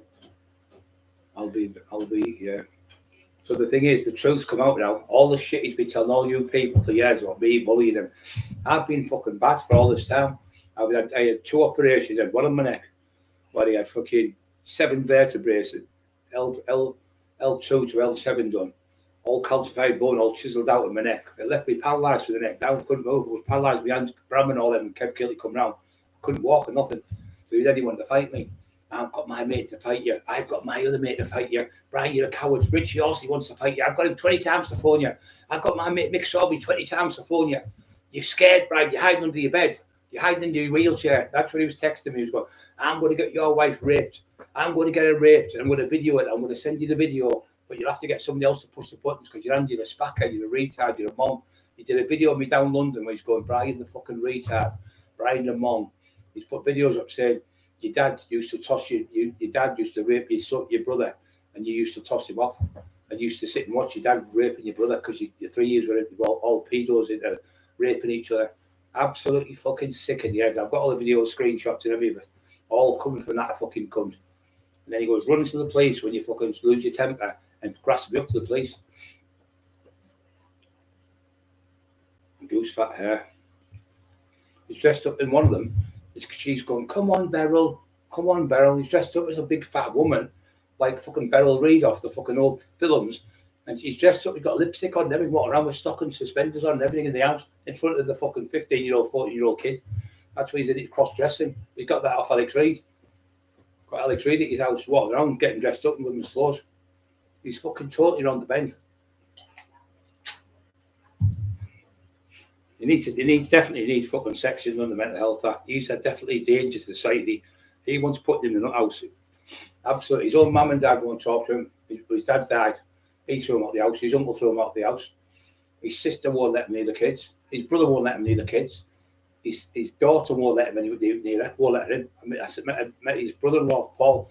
He went, I've knocked him out 3 times. Every time he comes in them pills and he starts wanting to fight with people, and you just go, boom, a little tap on the chin, he's gone. He can't fight, Brian. He's a fucking divvy. But he can talk a great fight, and then he starts getting people and phoning people up. They start fights with people. And he said, she said, and he said that, and she said this. He did it with Vulture. Vulture sussed him out. You went to Vulture. If you do a documentary and you do a book with me, if you could, as long as you call, that's what you probably done Elwood. If you do a documentary, a book with me, and call Brian Cockerill, I'll do a documentary, a book with you for good. I'll do it for next thing out. That's what he did to Vulture. Went, fuck that. Vulture's loyalty, proper loyal Vulture went, fuck off. I've known Brian since fucking he was 8 years old. He said, he's my fucking pal, fuck off. You are a earworm. He was doing Richie Horsley, pretending to be Richie, using Richie's computer because he was the admin of all the computers. It's me, Richie Horsley, want to fight you. And I was going, Richie, fucking pal, I love Richie. And then I was going, fucking scumbag, you only had it was him. Found out, Mick Sorby, he's one of those. He said, it's him. He said, I tried to speak good about you. He was fucking cutting me off on the video all the time.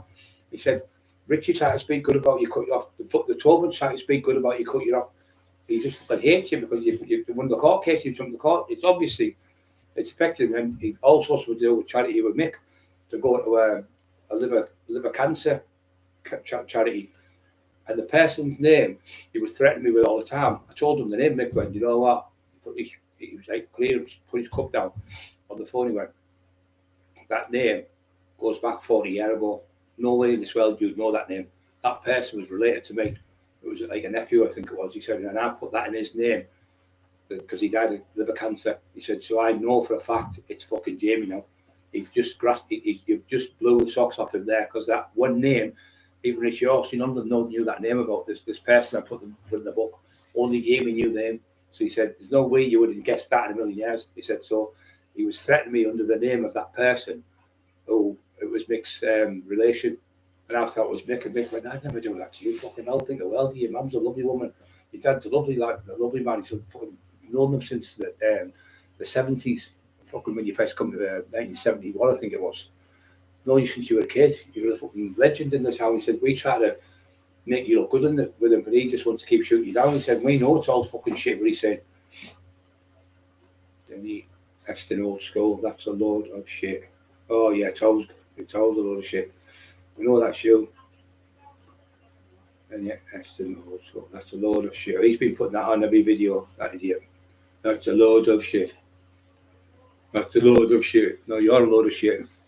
You've got more shit on the front of your underpants than you have on the back. And we all know why you've got that on, haven't you? Shitty front underpants. Why have you got cack on the front of your underpants instead of the back? dressing up and fucking calling himself Beryl, walking around with suspenders and stockers on, the fucking weirdo, man. No wonder the fucking family wanted to need the children. Yeah, exactly, mate. That's what I'm saying, Alberto. If these stories were true, it'd be everywhere. You know, if these people are saying these things about me were true, there's no such thing as me putting kids in freezers. And then he said that was what he fucked up. He made a big mistake. He said, in Cockerill, sexually abused an old woman. She was 100, what was it? She was, what was it? 87, 30. She was 87-year-old 31 years ago, so 87, 97. That means she's 27-year-old, something like that worked out. Something crazy like 120-year-old girl. I thought, well, how the fuck's she going to walk out 120-year-old? He said, he took a gold brace chain off and then took her dress off. And why would you take your dress off for a woman who was 87-year-old, sorry. What a load of fucking garbage. You're just the divvy cunt trying to shock people, but people know what you are, you're a crank. There's good people that people know me. They've known everyone over there for years. Yeah, nobody trusts him on the kids. That's why I said, how come you never seen him talk to your dad? So I don't have that job. He said, I've got a dad, a mum, a brother, sister, nephew, cousin. But his cousin actually come to see me. Big tall lad, worked for Gary, what do you call Bartlett, who does the security for Middlesbrough, and he does Geordie Shaw, and I think he does Essex one as well. Yeah. Chicken fillets, I'm going to put my new one. Do you want salt and pepper on them? No, I'm not. I'm mine till later on, mate. Yeah, I know, but I'm just saying I'm going to cook them. Yeah. Cheers. What's that thing you do with lemon? Just squirt it. Right. Lemon, salt, everything. The next tight. Yeah. So his nephew come and said, "Can I say Tina Shaw was there? That's Roy Shaw's daughter. And Carol was there, Lee Duffy's wife, and." There was Tinfoil's fucking nephew coming. I've just come on behalf of the family. The mum's asked me to have a word with you. We don't know backlash off you. We haven't done nothing wrong. You know, Tim, he's mental. He's totally mental. He said he's been doing this to the family for years. He said everyone's fighting between each other. It's always him. There's on one state, it's in the Joneses. The Joneses arguing with the Smiths, and the Smiths are arguing with the Adamses. It's him causing the trouble everywhere. He said he gets off his head and them tablets, he doesn't know what day it is, and he starts thinking he's hard. He keeps getting knocked out by people and he keeps phoning the police on people. He said, we're sick to death. And the mum said, I don't have him anywhere near my house. She actually frightened of him. She locks the door on him. Your mum fucking locks the door on you, you woman.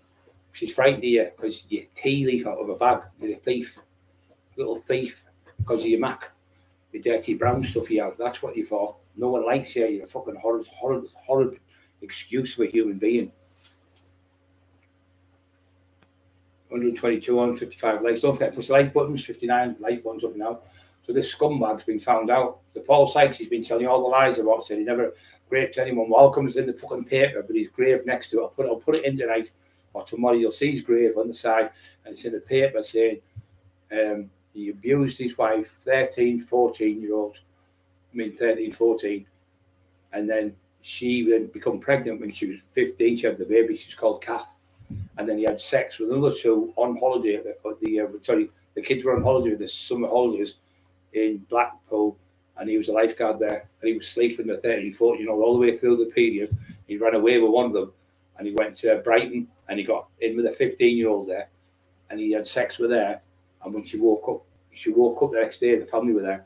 He strangled the baby cat, killed the cat, and he did one in there. He strangled another cat in fucking Walton, killed the cat. It was the rat catcher's cat. He killed that, strangled it, and then gutted it, and then dried it out, and then put it on his head as a Davy Crockett hat. If you go on Charlie Bronson tells you the story. He walked out with a Davy Crockett hat on. 2 days after the cat had died, but it wasn't died. He fucking enticed it in, strangled it. He's a fucking sicko. This is Paul Sykes, pure sicko. So, yeah, he was in jail 21 years out of 24. Because he was a Roman. He loved being in there because he was like a shark in water with all the kids, and he was raping all the kids all the time. It was terrible what he'd done, but that cunt loves it. He thinks it's funny. He thinks the power of holding people down dressed in women's clothes. He's a fucking weirdo. There's a video with him from walking around, lipstick on, doing all that like he's a woman. Weird, absolute weirdo. And then women of the night, what you pay, he's addicted to them. He said to Terry, I'm addicted to the walkers of the night. fucking weirdo. And then when he asked his wife, I said, what, these renty people he's sleeping with that, what do you feel about that? She went, I think it's quite funny. Tom Christie's saying, what have you had done to your back, Brian? I need to get injections in my back because of my 14th and 15th vertebrae. I've had L2, 3, 4, 5, 6, 7 in my neck, and I've had L4 and 5 done, but they're not right. You can't fucking function properly out. My hand won't open and shut. I can't leave up my hand and fucking shut it. That hand I've done probably quite good, but it's probably 40% of what it was. And my right hip blows up here, my hip, I can't walk. I'm in bed nearly 20 hours a day, maybe more, 22 hours a day, every day of the week since I've had this operation. And I couldn't know I'm fucking really seriously ill. And scumbags are coming on, wanting to fucking cause trouble with me, knowing I'm fucking ill. That's why everyone's fuming. The travellers from Britain, all them are fucking fuming from Doncaster, fuming. I've seen how bad you were, Brian. He said I was fucking nearly crying when I seen these fucking terrible, these fucking bullies doing this deal. I'm not fucking putting up with it. He said, they want to fucking fight, I'll fight the country. He said, I'll come anywhere you want. Fuming this morning on the phone with me. I don't see people get locked up because these fuckers go to the police, these lot. Didn't follow these mates to go to the police, where I wouldn't. Look at what happened to me in the house. I said I fell over. I got stabbed the fucking hip with bars and that was everything. I went, oh, no, I fell over. Well, we must have been big steps. I said it was the steps at Whitby. And even that, he stole my story with Paul Sykes. He went, oh, when Paul got beat up, he never grasped anyone. He was copying my story, but pretending it was Paul Sykes. But I was sat next to him in the fucking table on the Jimmy O'Neill show. Went, oh, when they beat him up, I said, what? He said, I fell down some steps. He said, there must have been big steps. He said, there were the steps at Whitby. I looked at him and it's my fucking story. You fucking maniac went, he just stole your story, then give it to Paul Sykes because he was off his fucking head again with shit. You just can't, honestly, can't stop lying about Paul Sykes. You just can't. Do you know what I mean? Like, it's when I was on the crack, I went, yeah, I was on the crack. I fucked up. I've come here to save hundreds of people's lives and got thousands of people into the gym and helping people in the community. What does he do? Just rips people off. You give him your story, you don't get paid. You ask for invoices, then he starts being fucking clever with you, and then you have a fallout with him. Then he said, I'm not paying you because you said that about my wife. Or you said, I'm not saying you because you said that to me. That's his excuse. What my mate Chino from Redcar, the old gangster from the old days, he actually had £10,000 on Paul Sykes, and Paul Sykes turned his back in the ring, shit back. So, and I did go with Dave Garside to fucking Wakefield to fight Paul Sykes. Paul Sykes wouldn't get up. Ramson. Are you He's saying, are you and at Easter and everything? Are you all right, son, Bram? He's on there. Yeah. Oh, on here, sorry. Yeah. Bram was helping me. Bram helped me walk around the yeah, he's a good lad, Bram. He came round. It was Bram and Hyde. They were all nearly crying in the house. I was that bad. I couldn't believe how bad I was. And Bram was getting me up and down and getting me up and down and come round every day to help me. L4 and L5, mate. It's fucking horrible, isn't it? Sean Christie, the bottom, L4 and L5, yeah. What I'm in getting done, but yeah, it's a nightmare, mate. It's right on your right side here. And it's just fucking. What happens is, what's his name, Christie? Sean, what happens is, it spasms. So you go into spasm, your obliques start going like boom, boom, boom, like that. My obliques are just pounding and pounding and pounding. The pain's excruciating. My right hand's just fucking, it's like pulsing dead hard, boom, boom, boom. So I've got to take this fucking stuff, this oral morph, which is one-off morphine. And it's the most vile fucking stuff on the planet, but it's the only thing it helps you. And I've got other tablets called Tramadol. I've got to take them every day. And I've got other tablets called Niproxen. They're all opiate tablets, but I don't like to be on them. So what I'll do, I might take the Niproxen one day or 2 days in a row and then come off them so you don't get addicted and then go and maybe this stuff, like on the night I'll have a little bit of that. I'm supposed to have that 5 times a day, 20 mil a day, that. But what I have about 4 mil a day. I just take the pain. I'm not used to the pain. But when I'm on these lives, I forget because I'm talking to people, so it blocks it out a bit. So all I get to do in my life is come down here, do a couple of lives, do these lives that I might use, help use and help myself. And I'm in bed all day. I don't get out of fucking bed. I might do a little bit of training, like really light stuff. I can't push my hand so much because it just blows up. And if I do say, I've got to do them on my side like that, a bit of shoulders. And I do about 2.5 kg dumbbells. I can't lift anything because my hands are fucked. And people want to fight me when I'm like this. Really fucking brave the minute. When I said fucking boo to me in the old days. Nobody said fuck all to me in the old days. No one said anything. No one ever come to my house. My fucking brother's grave, sorry. And my mum's life who's poorly now. She's 18-year-old. 120 and 62 thumbs up. Don't push the like buttons. So all that shit at the Coliseum, they were in there with undercover police officers. They were in there with fucking armed response on the front. 2 Uzi troopers each side, big white, long base Uzi troopers, sat with machine guns. Well, me and Eddie Buick went. I said, we can't go there, we're going to get locked up. So we left it. So the next day we were driving by and somebody went out and went bang, bang, bang, bang, 6 bullets into the fucking door. And what tinfoil's saying 6 months ago, they're all made up this side. There was never any shootings out there. Well, ask the Elwoods who were there. They'll tell you if there's any shootings. Ask them, they'll fucking tell you if there's shootings. Why do you think I got nicked? Why do you think I was on bail from the fucking shootings from there? Why do you think I went to court? Because they made statements to fucking Jimmy and Gary Robb to get me locked up. Pretended I'd phoned them up and they had recordings of me. I was taken to court by armed response. They took me in court. They were stood behind me, 2 armed response police officers, Craig Beer. And they said, these are only here to intimidate you, magistrate, so you'll have to remand Mr. Cockerill. Mr. Cockerill has not been, he said he's never phoned anyone. It's not his voice on them recordings. So they got the recordings in, played them, and they got an expert to do it. And the expert said, put them together, and he said, these. He's in a lot of pain, he's in the chat with you. I've just been talking with him. Have you? So, I'll just have a look at showing stuff, which is nice, Mark, there. Because I've been pain every day while walking due to hopefully injection work. It will be surgery on it, mini through the voice. Oh, it's made something, yeah, it's fucking nightmare. Somebody else has told me that to get the injections, but these are in my obliques. So it's my obliques that I've had, and my hands are fucking terrible. So I think there's a nerve trap somewhere. So I'm going to have to go in and try and you get like these electrodes on your hands. I got them before because I snapped my tricep years ago on my arm. And I went in, they went, all your triceps not working. Only 1/3 of it's working. I tried what it is, they said the muscle, he said your traps have got the muscle that's working there, which shocks you and you jump. So they can tell how much damage you've got. He said, that's really bad, your right side, your arm. He said, yeah, the two triceps, you've got 3. He said, 2 that are completely gone.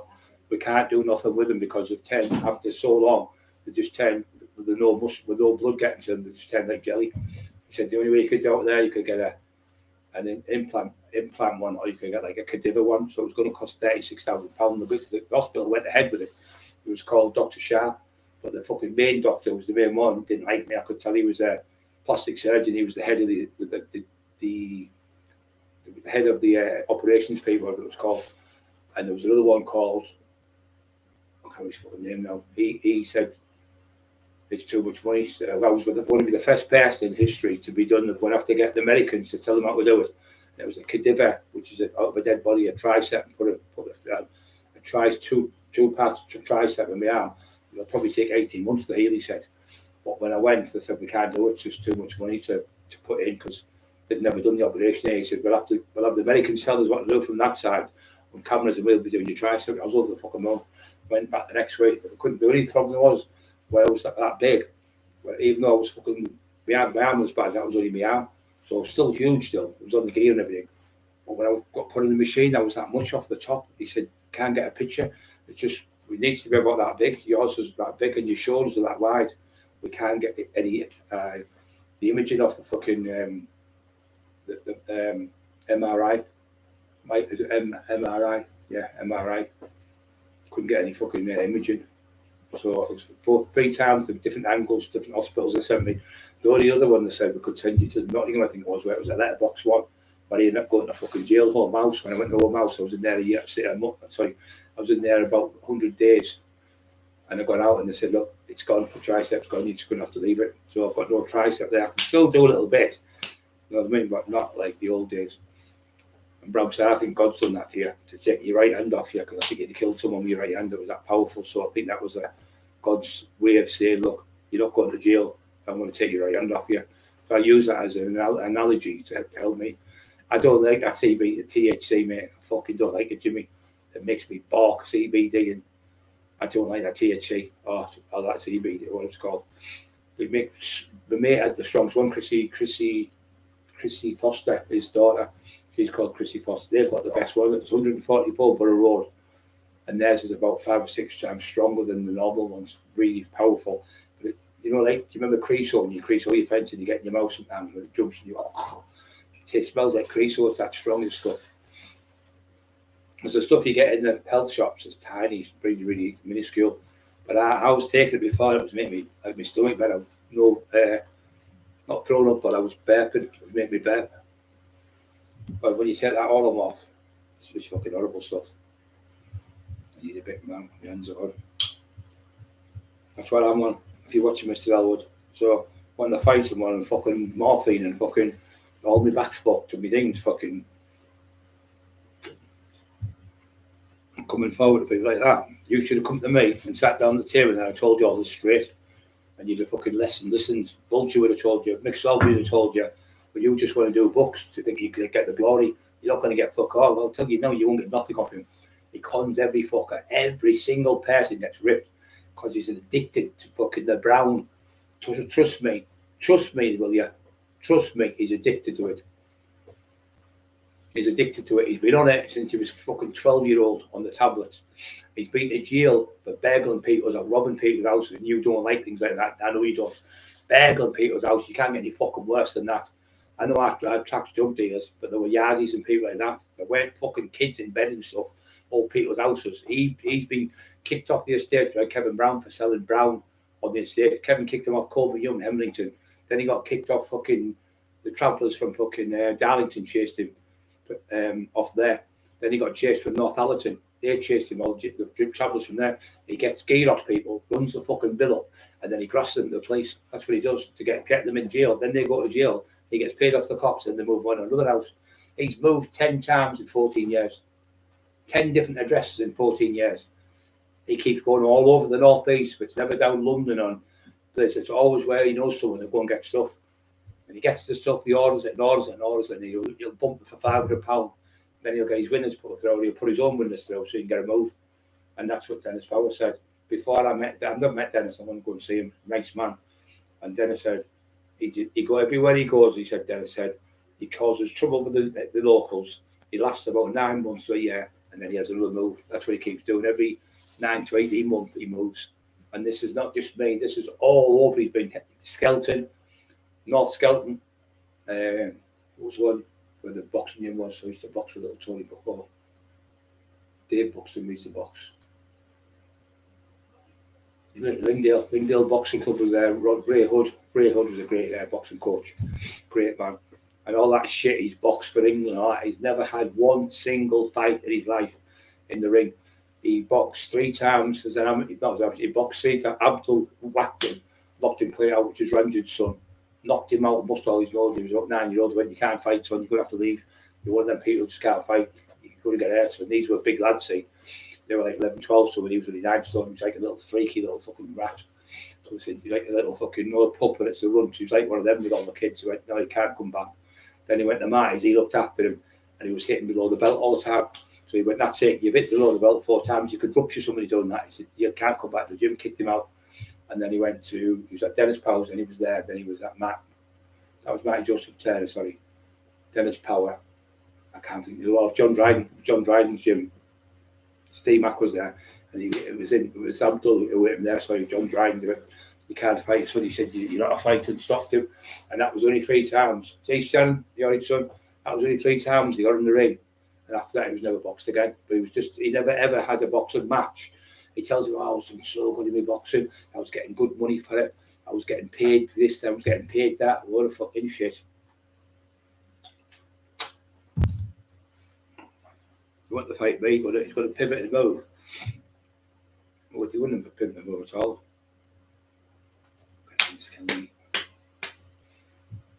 No feeling. I can punch pure. I was punching the thing of the week, raging myself, and I couldn't feel nothing in my hands. So nothing hurts my hands. No, when I'm hitting it, you can break my hand, I still wouldn't feel it. There's no feelings in my hands. The nerve damage is that bad. And what it was, my nerves, your nerves in your neck here, my spinal cord was crushed by all calcified bone in there like that, and it's supposed to be that thick, and it was that thick in my spinal cord, so it was crushing it around there like that, right around the thing, the spinal cord. He said, and what'll happen? I'll just crush it. I'll just crush it like that, and it'll just sever your spinal cord. You'll end up with a paraplegic, and that I was like shit myself. And he said, I said, what's the chances of I'm going to win? I'm going to get out. Chance of going in the wheelchair. He went, it's 50-50. it's either a wheelchair or you're going to be a paraplegic.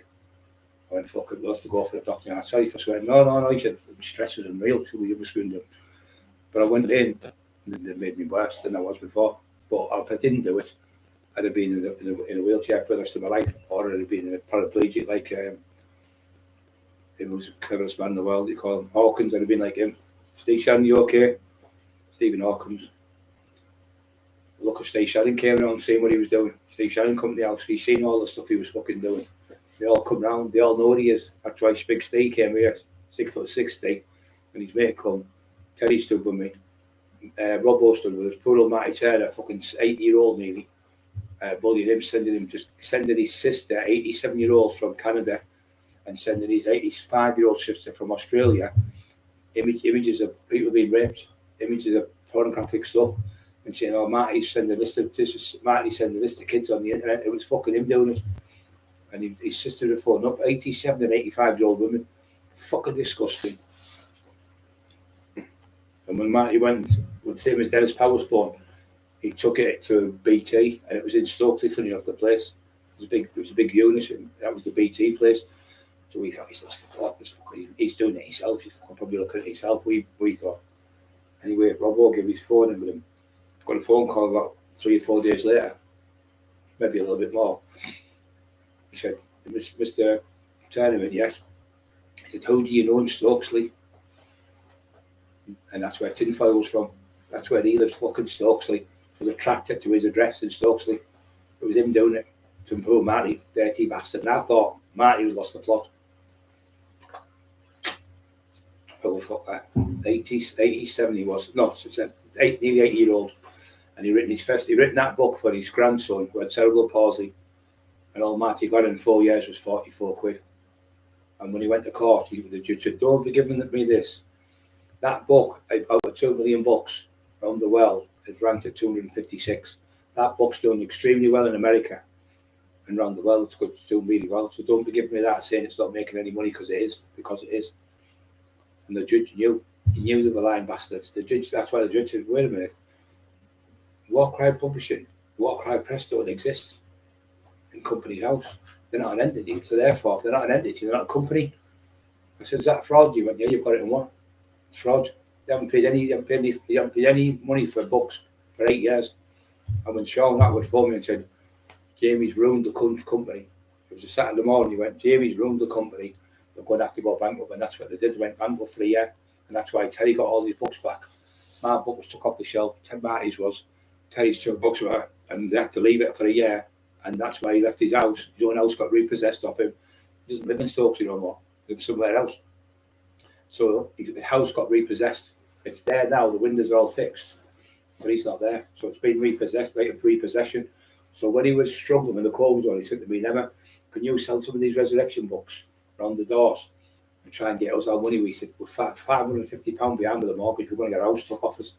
And me and Emma were getting up every day, going on the houses all over Hartlepool, Stockton, Middlesbrough, all in places, and Sunderland, all over. I've got your money, I've got your money. I think I was doing a great thing. So I could make so much money, give it to Rob Brenton through the post. Got the £500 to him. He blew a lot of fucking drugs over Christmas. And that's when she had a big fallout with him. That's when she said he doesn't write the books, I write the books. He's a bully. He's a horrible bully. He's just been sniffing that stuff on the table. Christmas Day, New Year's Eve, blew 180 quid one night. No, blew 90 quid one night and 90 quid the next day. She said, "With the 180 quid, we don't get paid for it." She's trying to spend more money off me. So I can't give you any more. I'll give you £550 the other week. I said, "We haven't had no money ourselves, me never.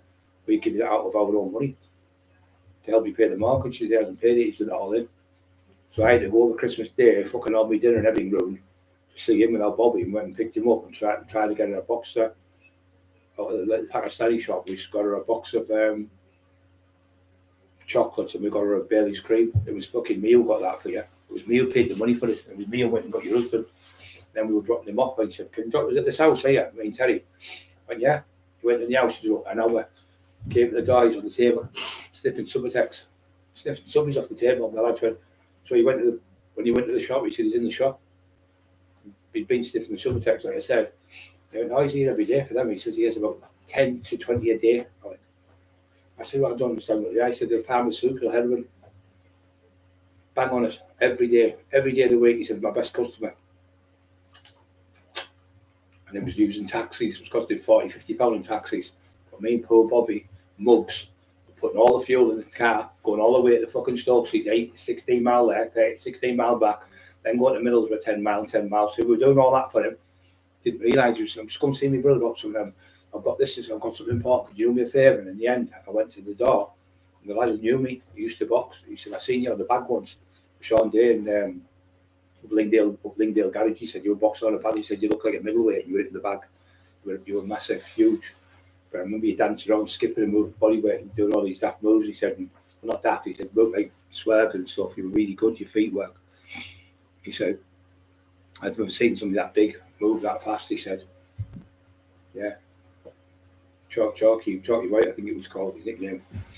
And he just said, yeah, he's on it every fucking day, Brian. He said, he'll knock me up at like 3 and 4 in the morning for gear. So I couldn't shit all night on the drugs. Then he starts offering people out. Then he goes to where the women walk. You know, them ones. Hello, £50 for such and such, £100 for this, £200 for that. Talks to them and pays them that, and that's where all the money goes, Shirley. When I asked you, you went, I think it's quite funny. Then I thought, you're a weirdo, you, just like him. That's why you're dressing him up as a woman, because you're into all this fucking shit.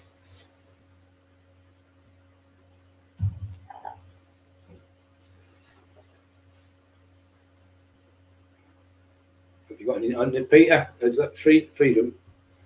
Steve Shannon. I'm there, was a great person. I'll have to get over that, but I'll see you, mate.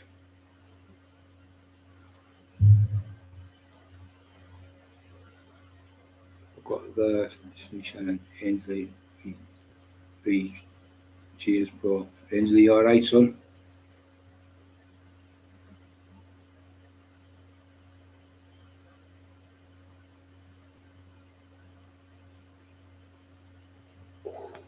The only thing is with these fucking things, my neck, it clicks like mad. Like, you know, the black legends that do that sit for their hands. My neck's like that fucking, my neck sounds like a bag of crisps sometimes. But my knees, I got this stuff, I got it off. It's fucking brilliant. I can't remember what it's called now. And it was an injection you got. And it was an amino acid. So I injected my knees with it for 7 days in a row. I injected my other knee, like the front of your knee, the patella, and the side of your knee. It was only about £14 a bottle. It was an amino acid, but you get no amino acids. I injected my knees. I had really bad arthritis for about since 1988. I said, you sound like a pack of Christian Eats. He said, one, but Dr. Miller was called. When they charged me £850, I went to court. I said, he told me he could fix my knee on your honor. I paid £850 for an MRI and £150 consultation fee. That was over £1,000 by the time I paid my fuel and stuff. And when I got there, he said he couldn't fix it, but he told me he could fix it. When I got there, he said I could fix it. He said, did you say that? And anyway, I got the reports and the case against you dismissed. I got off with it. It was over £1,000 because they put some more money on someone for some fucking thing. And it was what, £1,100, I think. And I won the court case because he said he could do it, and then he said he couldn't do it. So he said, did you say that? And I said, I've got it written down on a piece of paper. With the file, kept it. Oh, click. Oh, good. Steve, bro. He's a good lad. Oh, Mark, you alright, son? Never seen you there, Mark. I'm fucking ignorant as fuck I am. Mark, I love Mark. He's class. Munchies. We've got the munchies. No, the munchies, that's what I fucking love them munchies. I might get some of them. Mark's fucking class. I've had munchies. I used to love them. I used to get Mintolos, munchies. Let's go through the sweets what we used to love. Munchies, Mark, you're fucking spot on. He's on about the munchies eating. Munchies to sweets, they're fucking beautiful, like. You got munchies, they're a bit like, I can't remember what the fucking made up, but they're fucking beautiful. And then you get the Mintolos. They're a bit like after mints.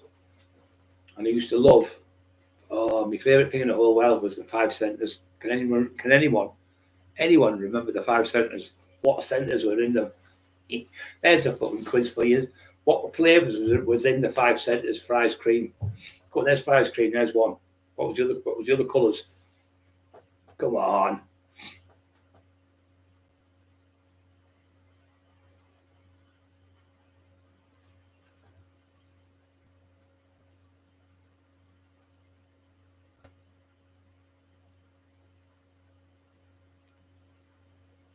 Oh, he's fucking mental, mate. You can't work him out. He's round the fucking bed, mate. He's a pure mental patient. Here's the divvy. You've never known anyone as mental. I nicknamed that they meant. This is poor Dale Brendan. He fucking grassed him up in a way because he was calling. He said the other night he was on the page. He was underneath and he had the joke, and there's a video of him on the Cockerill publishing going, ha ha ha. So when I told you about the Joker, if you have a look, you'll see him laughing and he pushes the button. It's the Joker of Batman. He was doing that to Dale, but Dale must have thought it was him doing it. So he's been using a recording of the Joker of Batman and doing it. He said he was laughing for 20 minutes, I think. So he was doing it deliberately off electronic fucking thing, like a gadget or something, whatever. And the other day, Emma said, look, you were right, Brian. He was using a fucking machine. He laughed on the phone at people. He's phoning up like 4 in the morning, put the thing on for 20 minutes, then go to sleep and getting back and put another 20 minutes, torturing poor Dale Brendan night. The man was dying of stage 4 cancer. Stage 4, they call it? Stage 4 cancer. He had fucking major operations. And Dale offered him out and he fucking phoned the police on Dale with stage 4 cancer, got him locked up. But he said to Dale, I'm going to bum your dog. Dale had one of them big, massive Argentinian something dogs. And he said, I'll bum your dog. He said, the dog kept him alive because he was really bad. I think he had cancer for about 8 years. Tortured that poor man for 8 years. Fucking, I was crying on the thing the other week watching him. You know, when you watch the reruns, fucking at me and Emma were crying on. Such a lovely man he was. And he's the one who told all the stories about Paul Sykes, and he got battered off, loaded through people, and he never went back. When there were top fighters like yourself, Brian, he knew himself, fuck that, I'm not going to win with this fuck, he's too big. But Paul Sykes could have fight, he said, not in your league, nowhere near. There wasn't many people who could ever go with you and you did.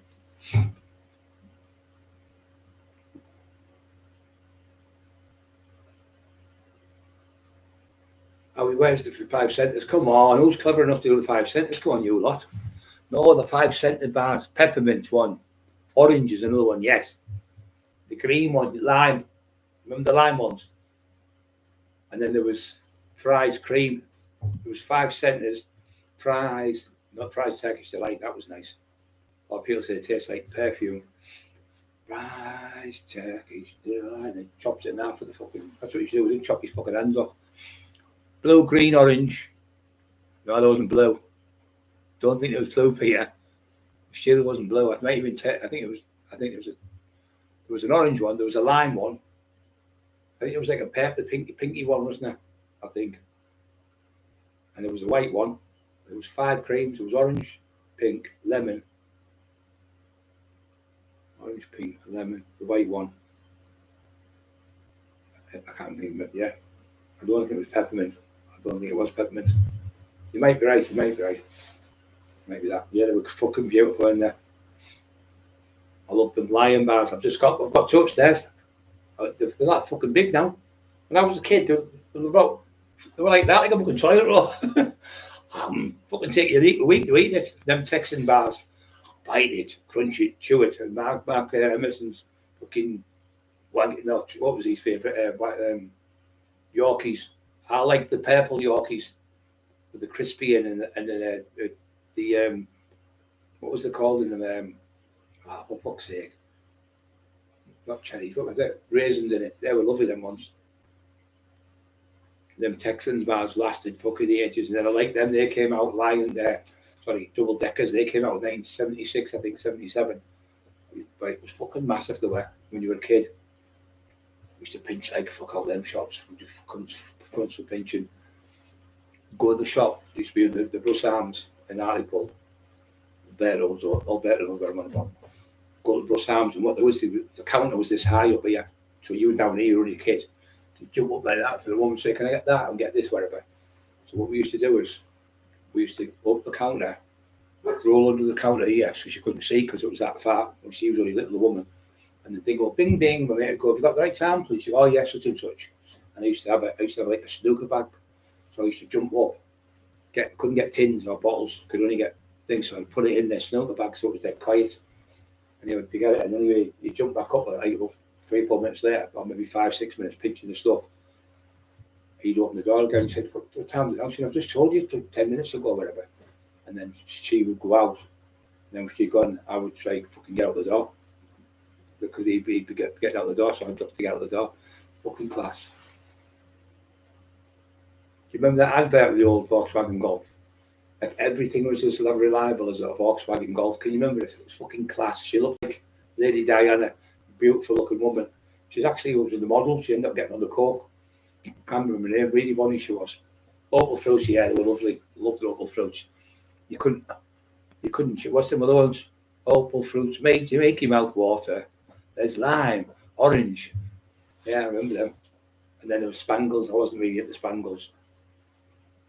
Texans bar, man. Dime bars. I've got one upstairs in the drawer. Dime bar. Ainsley, that will be an animal, mate. What was the other ones we used to have? I'm trying to think. Oh, Bazooka bubblegum. Yeah. And used to get them crisps. Remember? We want to be Smith's crisps. Then there was them other ones. We hope it's chips. It's chips. We hope it's chips. Fucking adverts were class. They're fucking shit now. Then there was that one. You remember? Just go to the Dog and Duck. It was like a big. I've been to the island. It's called the Bacardi Island. It's in the Dominican Republic. I went down to Bacardi Island. It cost about fucking 50 quid to go. It was only fucking that fuel. What do you call them? Fucking coconuts on the train. That fucking. I've shook the train on 2 coconuts. It cost me 50 fucking quid. So yeah, but Bacardi Island, it was all like, it wasn't nothing like you see. And you went just going to the Dog and Duck. Just getting the last bus home. It was like showing you like London, and then showing you like a tropical island. And it was like they were on a speedboat, and then they were on a fucking taxi or something. Marvellous. And they used to have another one, Heart and Clean. That was a good advert. I used to love the music when you used to got the pictures. There used to be music on. It was marvellous. And then the adverts would come on. Fucking class. You'd be at the pictures. You get lost at the pictures because it'd be all chaos at the outside. You want fucking arguing, fighting. You go to the pictures. It was 25 pence to get in the cinema. And you get the B movie. You sit through the B movies. Fucking love it. And then the next one come on like Star Wars. And I'd go into the toilets. Sit in the toilets, wait for about 15 minutes, and then sneak back in and watch it all over again. Because I used to go on a Saturday morning, like say 10 o'clock, 11, and watch the 4 films. I'd watch them, fucking brilliant. Sat there fucking watching the adverts and that, fucking brilliant. And we used to go to the baths. We used to go to baths. It was 3 pence in the baths. The Mill House, Alberto, you know where that is, don't you? The Mill House across the road, Mill House. And on the other side of here was the Odeon. It ended up at 42nd Street. Hartlepool was never a place where loads of people went. It was really rough. It wasn't like people fighting rough. I mean, it was just a rough area. It was not like where you went to Stockton. You had like the nightclubs 4 years out of 5. It was the best nightclub in Britain. You went to Middlesbrough. It was immaculate. You went to Redcar. It was immaculate. You had 12 nightclubs in Middlesbrough. In Redcar. You had more clubs in Redcar than anywhere in the whole of the North East. It was fucking chocker. Because everyone was working in Redcar. They were all working on the rigs, and they were all working on the rigs in Hartlepool in the 70s. So there was loads of money to be made, and it was fucking brilliant times. Everyone was out. Thursday night I worked, Monday, Thursday, Friday, Saturday I worked. It was great. Sometimes I worked on the daytime. It was like racing on. Fucking nightmare. It'd come like 52-seater, and they'd always be fucking trouble with it because they'd be like Geordies or from whatever, Doncaster or whatever, there'd be 52-seater bus, and they'd always have like 2 can fight, and then one gobshite who was the main one, but he'd be like the brainy one. The other 2 were big lads can fight, but they weren't clever, and the brainy one would have them all fighting. And so when you hit him, what I used to do, he was the best fighter and the second best fighter, and they used to run. You could tell who were the fighters because they come to the front, where the other ones, the gobshite would be behind the fighter. I'd pop his head up like Boyle. He'd be like, I'd pop his head up, put his head back in like that, like a fucking, like a turtle, or a fucking, put his head out like a turtle or turkey. But and 40 plus Nigerian. Did you see them on the motorway? All the fucking fags, 18,000 packets or something. Fucking hell, I wish I'd have been there. I took them off the cunt. 5, 4, 3. Yes, 5, 4, 3, 2, 1. 5, 4, 3, 2, 1. There was club biscuits. They were like the 5, 4, 3, 2, 1. They were like a biscuit with I can't remember the name of it. Like a crispy biscuit inside with a bit of toffee. It was in between the layers. A bit like, what would I call them? What do you call them? I don't know. You can see them blue biscuits. You used to bake them open. We weren't the best biscuits, but they were good. Them ones you just be on about. They look like no wood when you get wood and you put glue it. It was like they were like them biscuits that you'd be spinning on about 5, 4, 3, 2, 1. 5, 4, 3. Trio. I want a trio and I want one now. Not one, not two, but 3 bites in it. Grease is the word. Grease is the word. You've got feeling. Cadbury's one with the monkey on the drums. Yeah. Fucking brilliant, wasn't it? Absolutely brilliant. Phil. What's he called? Phil what? Phil. Not Phil Mitchell. Phil. Not Phil Taylor. What the fuck am I? My head's fucked. Phil. I can't remember his fucking name now. Phil Collins, that's it, son. Burning in the hay. Fucking. It was ages, wasn't it? The advert. You would think, what the fuck's happening? It was waiting. All of a sudden, the grilling. That was one of the best ever adverts in history. Fucking brilliant it was. I like the monkey one. You sing it and I'll play it. Remember the monkeys, PG tips? They were fucking funny there. Yeah, it was good. The adverts are shit now. Absolute shit. I went to the pictures 19, Alberto. I went to the pictures. I was scared back. I went to the pictures about 77, I think it was. Maybe 78, you might be right.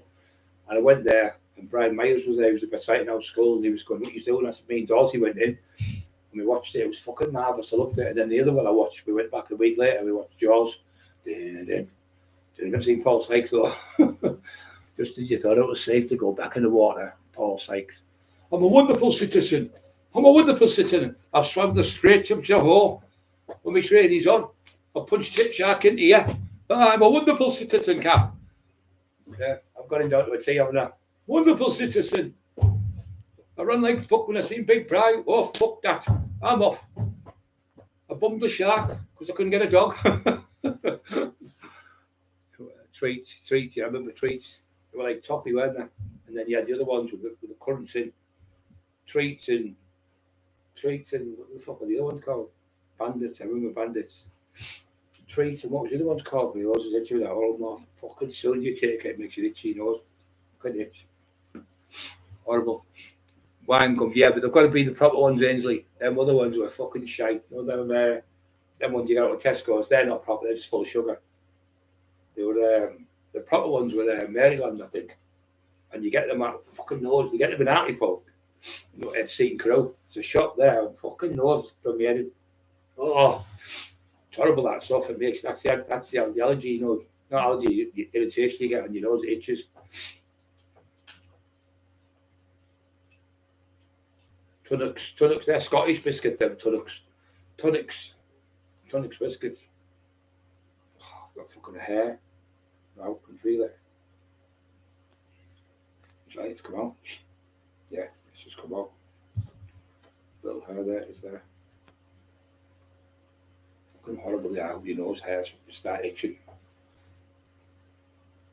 I come on up, I've got loads up tonight, up my nose. But tell you what, you go on, you fucking pull them out, look, still pull them out with your fucking nose. I'm going to have to get one of them things, like them little wax things. Get on my fucking nerves doing this on the night. You can't get, that way you get on your nose, thingy, there's nothing right for your nose, is it? Because it's weak, the shapes, they're different. It's not like flat or something. You can't get the hairs out your fucking nose, it drives you mental. I've got about 6 different nose things for hairs. I still can't get the cuts out. Banjo.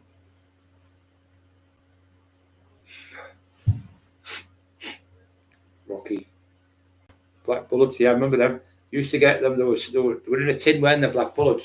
Yeah, there's fucking hair up my nose, it's showing me fucking mentally. Right at the corner, I can feel it. It's fucking irritating me to death. Pastels, yeah, pastel, I like fruit pastels. But you can't put a fruit pastel in your mouth and can't chew it. That was the advert, wasn't it? Oh, it's getting me nerves this now. Oh, yeah. Brilliant, I've got it. Can you see it? Fucking got it. Oh, my God. There, horrible little bastard black thing. Oh, horrible. Oh, I'm over the moon. I got the fucker. Oh, that's fucking marvellous. Fucking, you're on your itch and you're like, your nose like that. Oh, another one. Another one. Weetabix. The only thing with Weetabix, if you've got arthritis, you can't use them. Because what they do is they blow your hands up, the water goes to the the wheat. Wheat makes your hands blow. And also, the worst ones is fucking tomatoes. Tomato juice makes your hands blow up like balloons. So if you're going to have a breakfast, fuck the tomatoes off, unless you have like, it's not so bad with if it's a tomato where you cut it up, but the ones in the tin with all the juice, I love them as well. Put a bit of salt on, you put them in, but I can't have them. The hands go like fucking balloons. The hands are killing me now. People don't want to fight me now because the numbers offered me for a fight. Nobody's offered me over. But the lads have all come on there, Brett and everyone said, fucking anyone comes to your fucking door, I'll be there 50 minutes with a fucking team of travellers from one end of the street to another. He said, we'll fucking wipe them out. So anyone wants to fucking carry on, you know, them, they'll have to go through me, Brett. Good lad, Brett. And then Devin Hartley, he said the same, any fucking goes to your house, you phone me now, that will be straight up there, Brian. Good people. But they're massive travelling family. Brett thought that lad, didn't he? I think he got beat off the big lad, didn't he, Brett? He was a fucking lad, he thought he's got some bottle though. He's the biggest lad ever or something in the UFC, I think he thought. He's got a lovely heart, he is, he's a nice kid.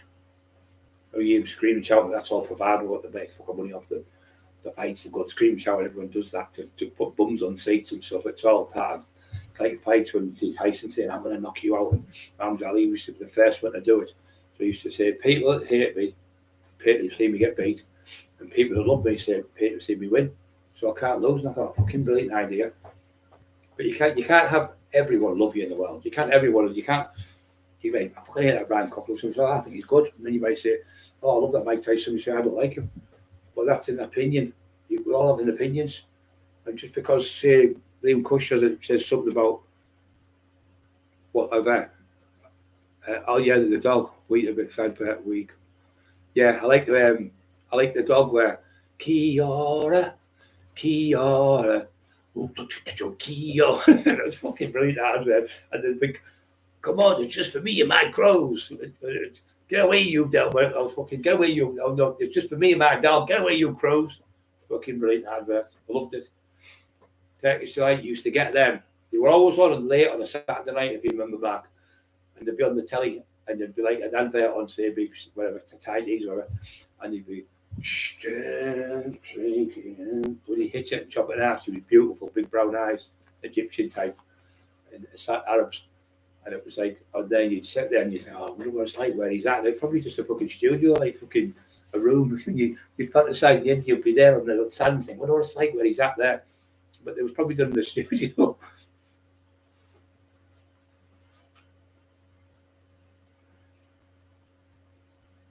Pumps, Woolworth specials, or they were called, I tell you what the worst ones were, Donny Dunlops. They were green and fucking white. They were like big doorstoppers like that. They were fucking nightmare to play football. And you had them at school, everyone fucking laughed. Hey, get up, Donny Dunlops. Can you remember them, Mark? Mark will remember, he's fucking old school. Donny Dunlops, they were called. Dunlops, fucking trainees. Big fucking white soles on there. The thing at the bottom, big thick rubber soles. They were fucking horrible. And the best ones were called Samba Adidas. I mean, they take off this laughing at my clothes. Fucking Adidas is one of the best makes going. But he hasn't even got a set of fucking decent clothes. I've been to his house, he's got a pair of grey bottoms, the 6. I mean, don't get me wrong, I get them grey bottoms. The cheap grey tops. I've got this top I've got into one, they're only £6. They'll just keep you like pajamas, like. So I put it on underneath the top so it keeps you warm.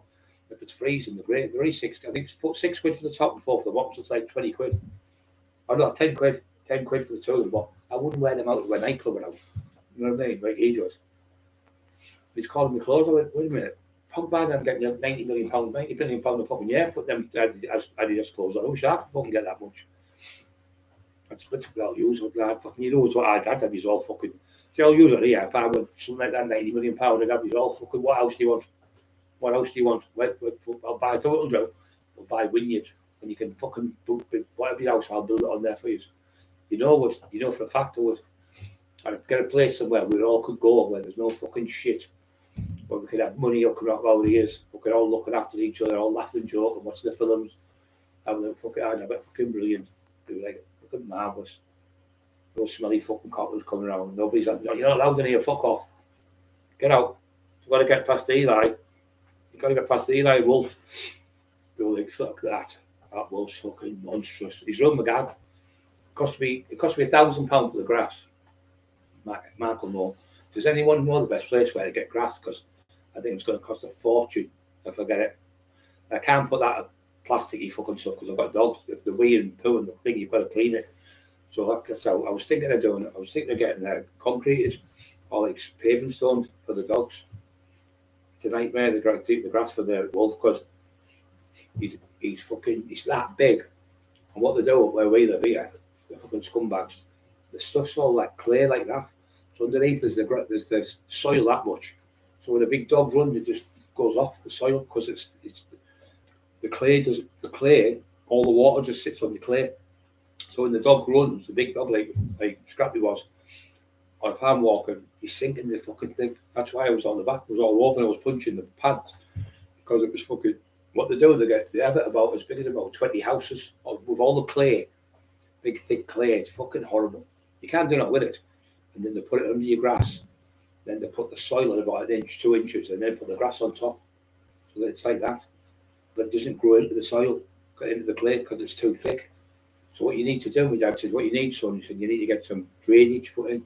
Might cost you like 500 quid or something, or £1,000. But you won't have your garden. Your garden will be lovely all the time. It'll be nice and green because it'll go right down into the clay. Get it further down into the. Sorry, he said get it further down because it's the clay. It's making it all the water going up. Just it sits on the top of it. It's making when you're walking, it's just sliding. So fucking my garden's fucking not stripped up. There's hardly any grass in the garden. So when I was fit, I'd do it every 7 days. I'd cut the grass. I'd make sure it was watered. I'd put healthy stuff on it, with the sprayed stuff.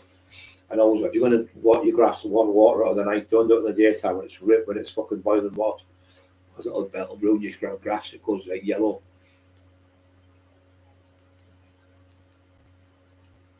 Twix advert funny. Oh, the new one it was. I can sound like two. That's my next out. The fucking noise. The clicks and the bears are thinking of snapping their necks out and fucking eating them. Is that the new one you're on about? Fucking funny that. Dunlop disasters were called them. Yeah, fucking nightmare, Mark. Fucking terrible, weren't they? Couldn't fuck. You were tripping over the country. You couldn't keep. They used to have them other things called gutties in Scotland. We call them gutties. They were little black trainees. You used to wear them in the gym. Squeak, squeak, squeak, squeak. You fucking thing. So that fucking noise. The teacher used to go fucking. So I can't help it. The fucking shoes are doing it. If anyone does that sliding thing again, you get in trouble for fuck all. We used to play the guitars. I learned A, B, C, D, I think it was, and I was doing A something else. I was up to something else, but it was enough because you didn't need 3 chords. Like the Beatles, they only had 3 chords when they were playing until they got really, really good. So we did play. We used to go around like the school. We used to go to a school for people who were not very well. And we'd go to hospitals like the North Tees Hospital. We'd go in there and we'd go to the Hartlepool Hospital, the Friarage Hospital, and we'd go around playing about Christmas. Called King Wenceslas last looked out on the feast of Stephen when the throws ain't round about deep and crisp and even. That's my favourite song, that for Christmas. Marvellous. Bright the moon that shone that night. Oh, dee, when our poor man came in sight, gathering winter fuel. It's good because he says, mark my footsteps, good my page, tread within them boldly. Can't remember the rest of it now. Emma remembers every fucking song going. My mum's the same. I can't remember songs. Shut up! He thinks that's somebody at the door, banging. Sonny, Dad! Got that up now. He's going for people all the time. It's like that. He walks dead straight. Fucking walking it. Wooden TV. Oh, Peter. Fucking nightmare, mate. They're fucking. My dad's going, can you lift it a little bit more? Some Dad, I can't. They must have weighed about £100 each. And you're like 2 years trying to lift the cunts up. Them big the buttons were like that. As big as your fucking thumbs. You need thumbs as big as mine to turn them over. And then you turn them round like that and go like that. They were massive fucking buttons. You turn them round like that. And you get to tune them in with the button. And then all of a sudden you'd be going, what the fuck was that? It's the ice cream man, because they had big massive tubes. Valves they were called. Charlie Victor 5, Charlie Victor, the police would go by, you could hear the police. Imagine being on the fucking crack. But that in them days, fucking hell. Charlie Victor 5, all units, you'd fucking shit yourself. You're getting raided. Or you'd cheat yourself. All of a sudden, You do like the fire brigade on the fucking thing, or the fucking ice cream vans, or the fucking police car. They were home. Like, you'd be up the stairs when throw the gate on the toilet, and there's no fucking there. Nothing there. Throwing all the gate on the toilet, fucking flushing it all. There's no cutting there. It's fucking nightmare. I've done it before. What happened? This is funny. This on the crack. I had 14 grams. So I made about 4 grams up the crack, rocked it up in that. So I had about another 10 left, right? And he had just, you can hear them fucking diesel fucking vans, can't you, police, fucking police, running the bedroom. What the fuck I do anyway? Fuck it. Put it in the toilet, flushed it down, put it in the toilet. Oh, it was in the plastic, and it come back up. I could hear them on the front saying, we're outside Cockerill's house now. Oh, it was raging anyway. I put it in the fucking toilet roll, flushed the 10 grams, like 150 pounds, 100. Obviously, that was £1,000 a gram, I think it was 100 quid then. Something was ridiculous. Anyway, next minute, the buddy went next door. It was fucking somebody trying to burgle the car next door. And the phone said it's outside Cockerill's, because they said they're all going outside Cockerill's now. Next door's got their car, so they tried to burgle it. And then the fucking cops went down and looked out the window. And they went, and there was a man come out. I said, what's happened? And he went, oh, just somebody tried to burgle the car. I went, oh, I don't believe that. I've just put fucking 10 grams of fucking pure fucking Colombian flake down the toilet and flushed it. And they fucking now left. I was fucking deviled. Absolutely deviled. They did it before I was in jail. The lad said, here, China will give me £50 notice. Put up your backside, but not up your back, just cheek it. Pull your underpad so it's cheek between your ass and your. So you go in. So I've gone in, forgot all about it. Went to the toilet, had to pee. Jumped up, flushed the toilet, and I seen the £50 note going, and I thought, oh, for fuck's sake, fucking dozy cunt. Used to go home with like on a once a month you go home, you could go home and you could come back. So I went, there's what would we call him? Fucking lovely lads from Redcar. They call him Dean Taylor. Dean, if you watch, I love you, son. So Dean's like, give me some money, he's give me some tack. I didn't take it anyway. I plugged it. I nipped one of my veins and my bum was bleeding. I was like, for fuck's sake. Anyway, I got in, the screws never searched me. Anyway, I give it to some lad. I didn't smoke it, it wasn't for me. And they used to come back and they used to give us some gear and that. But yeah, I used to give it to lads when I was out at the, when I was working on the, I was one of the only people who, I was the only person who could work in there because I had the qualifications, level 1, 2 and 3, training instructor, and also I was first aid trained. So I was worked in a swim bath. Didn't teach them to swim. I was teaching the kids just on the sides. But the last called Julie, she swam for she swam for Leeds. That's where she was from. She was brilliant. So I was walking down the side talking to her, and she was swimming faster than I could walk. I couldn't fucking believe it. I was probably 4 or 5 miles. I was walking. She was fucking flying on this thing. Like every now and then she'd do that with her head. We'd do that with her head like that, like a torpedo through the water. She was fucking legs were huge. Emma used to do it. Emma was a swimmer. Olympic swimming champ, like Olympic swimming pool. She used to jump in, poof. That flag, big fucking shoulders on there, massive, and the biceps on her, monstrous. She puts weight on like easy, like muscle. She's full of it. Full of muscle. Chopper Reid, yeah, he did that. The reason why he did it, he done it to get himself off the unit. Because his ears off, so they'd move him off the unit. His author was my author. It was Steve Richards. Steve Richards, if you look at his Chopper Reid's books, it's Steve Richards. Yeah, it's true that. And I had another bloke called Tony Nunn. Sean Draper introduced me to me. He was worth 60 million, this bloke. He was in with Simon Cowell and what do they call him? Fucking the glasses. Can't his fucking name now. Candle in the Windy Sand. Him. He was in with him, so I phoned him up.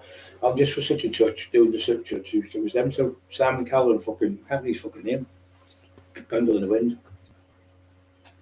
It was him. I never talked to him. They were just telling me. Then he was at Ash Hill. Yeah, filming the souls at school for when you got kids. Yeah, we in the gym. Used to be a fucking nightmare. You used to have to go to the gym, the Olympia gym, and it was a beautiful gym. Done Williams had it. Mark Hampson knows who Williams was. He was the best fighter, and Esther was the best fighter, and Gisborough, they were the best fighters. I beat both of them. Like, fuck all the both of them. Anyway, fucking 87 and 71 up. When I used to go on the doors and that. Oh, just back there. Film Chopper. Yeah, so Chopper. So his author was Steve Richards, the same as mine. So then I got Tony Nunn. Tony Nunn, second to none. That was his name. And he was Diana. What do you call her? Diana Dawes. He was an air agent for 30 years. His wife, we're going to have to get John down because he knows his wife's name. And she sang a top song, it was #1 in the charts, made them hundreds of thousands of pounds, like Puppet on the String or something, or some type of actress, some type of singer like that. Sean knows her. Anyway, I met him in Saltburn, and there used to be a cafe at the bottom of the bank where you could go that way, and you could go around the other way where you go down the bank, but it wasn't there, it was just before then. There was a set of shops, the Weatherall shops, and then there was a cafe there on the corner, lovely food. I used to go in there. As I went in, Sean Day was in there, he was doing houses up for this bloke he was from Essex. From Essex he was from. So anyway, I walked up and he opened the door, there was these people in wheelchairs. See, I'll get that for you, don't worry. I helped the lady with the wheelchair. Then there was another kid who was outside. I'll get that up, I'll lift it up. And then I went and did 3 different wheelchairs. He went, "You were a nice lad, he is." And he said, "Oh, that's my friend, that's Brian Cockerill. He's the hardest lad in the northeast." You know, he said, "Yeah, he seems just a beautiful man." He said, "He is, but he can fight, really fight." So anyway, so I was intrigued with him. So he said, so I sat and talked to him. He said, "Oh, can you sit down with us?" So I said, yeah. And he said, "I'm Tony," and blah, blah, shook hands. He said, "Could do with you." He said, "Doing a film called The Giant." He said, "Would you be able to get any much bigger than you are now?" I went, "Yeah, I could probably get about 25 stone, maybe more." He said, "How tall are you?" I said, "I'm 6'3" and a bit." He said, "Well, I'll probably get 2 inch shoes on, so probably like 6'6" you'd be. What's happening? Like, so right, he does movies and all that stuff. He does fucking down the doors. He had, do you remember, what's he called? Stanley Baker or Baxter, the one who was the comedian one. I was getting mixed up. Stanley Baker or Baxter, he was his agent for 33 years. And he had about, I think when he retired with him, he had about 15-20 million pounds. So do you remember John Conte? He actually was with John Conte, and John Conte and him invented that Trivial Pursuit game. Check out, I'm not bullshitting you. It was called Tony Nunn and John Conte. They actually invented Trivial Pursuit. It's a true story. Sean Dale's but if you check it in, you'll see. So John Conte was an alcoholic, really bad. He said, yeah, he was a nightmare to look after. But I was full of nightmares. I was on the crack when he was filming. I said, "I'm just at the shop," and all that. I was lying all the time. But he had me in films and all sorts, but I fucked up with a fucking gear like in India again. Yeah, John, he did the Trivial, I think it's Trivial Pursuit. I think it's that John Conte invented. It's a game where I've never played it. I've seen it.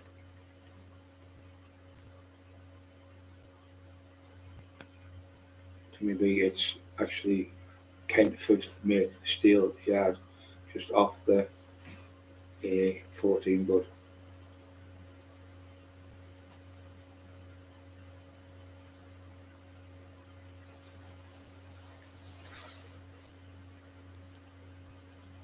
Yeah, the girl creeped me out. I got lost.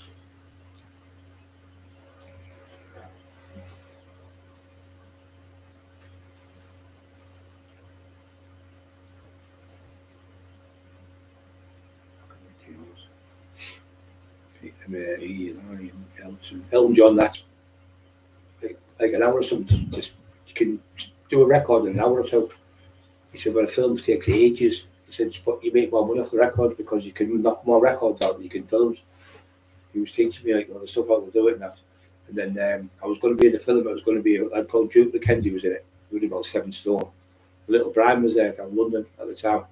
He was at this do, and they were all talking that. And he said he seen the taxman, and he said, "Oh," he said, "See him there." He went, "He's my pal, and he's Brian Cockerill." He said, "He's the taxman." He went, "I'm actually in a film with him." He said, Duke McKenzie said to me, he said, "I'm actually going to be in a film," and he's playing the part of a giant, like a big giant is. And we the two, he said, there was a lad who looked a bit like Eddie Murphy, black lad. He was going to be in Birmingham, and I was there, Minder. There was 2 different gangs, a bit like the Fast and Furious, but like a cheaper version. and they would have me in that. I was going around for E5 for them. I thought I was that type of giant, but it wasn't. It was a giant like in a movie where I was like a manager to them, but it never come off in the end. It never took off because he ended up having a stroke on the beach in Greece, I think it was, and he never recovered. I don't think he died. I don't know if he's died now. I think he's dead now. But his name was Tony Nunn. Was like a gold card, second to none. N-U-N was his name, Nunn. Second to none. Like Tony Nunn. Tony second to none. That was it. That was his little caption with his little cards. Tony Nunn was his name, so it was Tony second to none. That was it.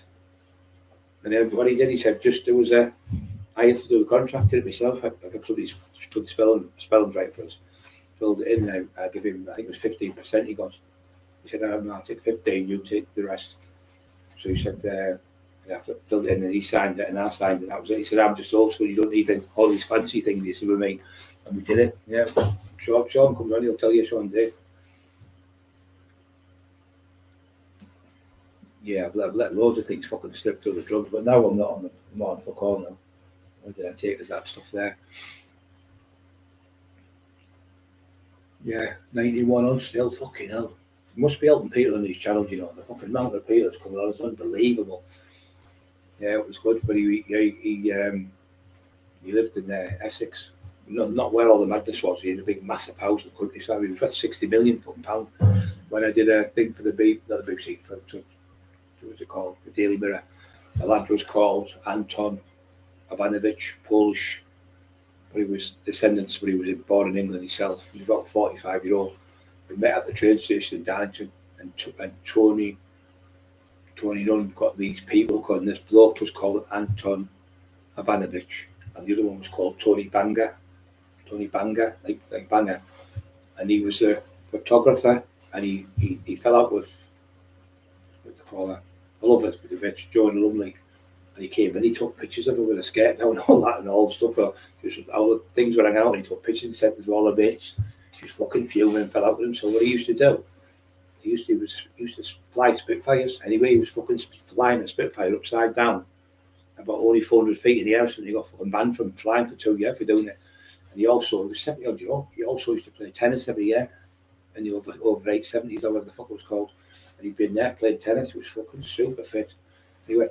He was saying, oh God, boy, oh Bosh, and when you biff these and you biff them, I said, I'll just get the one shot and break the jaw 5 or 6 places, or I'll bite the nose. Oh, you actually bite the nose off, and he was talking like that to me. It was fucking class though. He absolutely loved us. Yeah, Oliver Reed. Oliver Reed loved the drink. Well, that Daft Cup was dressed up as Oliver Reed of the week, wasn't he, Boyle? Crank, absolute fucking crank. And that's what I'm saying. He's got multi-personality disorder. He's become with me now. He's wearing hats and everything. He's wearing gold bracelets like I used to wear the old days, and he's wearing fucking sunglasses what I used to wear, and shorts and everything. So he's now got in the Brian Cockerill stage. He's mental. I'm going to ask you some questions. Like Timmy B, what do you do for a living, Timmy? What's your thing you do? You went the doors, didn't you, Timmy? I think. What was, to be you listening, what was the worst experience you had on the doors? I'll get his back fucking now.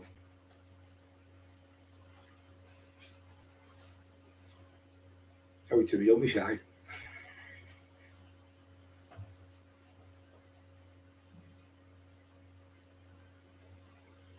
Freedom. Hit the like buttons. How are you, Timmy B? After Kent Road going Ipswich stop, mate. He's not answering me, Timmy B, is he?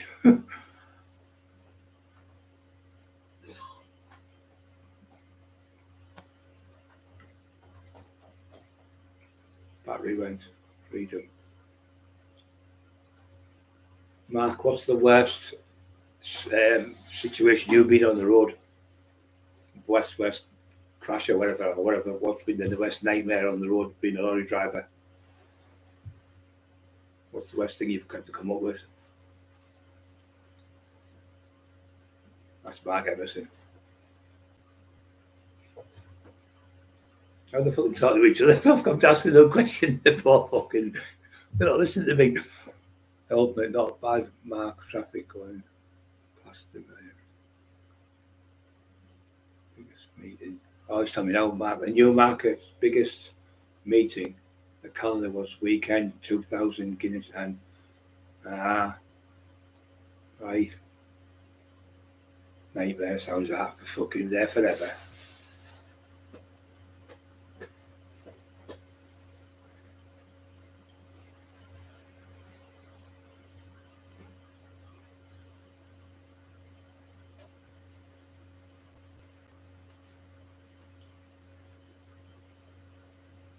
Yeah, that's a good idea to be. I'll be the winner. Freedom. I'll choose the winner. Which is the best thing. I'll choose the winner if you do a video. I'll see who choose the winner. That'll be good, that'll be funny, that. I'm an ice cream man. Rock. Maybe I wasn't an idiot waiting to get on with the shoes on when allowed got healthy got smacked. I got smacked. Ice road truckers, they're fucking absolute nice. Have you ever been on them, Mark? They're fucking mental cases, aren't they? They're fucking mental. A polar bear's one of them. Fucking hell, man, they're fucking nicest. You can absolutely, oh, fuck that, I'm not going anywhere near that. Got falling through there, you fucked. I reckon you've only got about 10 minutes to get your shoes off and your feet back warm, or you can freeze to death. Because that's where the worst is. If you get your feet wet, you're fucked. You've got to have them dry within about, you've got to have heat on within about 10 minutes and your feet dry. If you haven't, you're froze to death. You're fucked. Because loads died of it.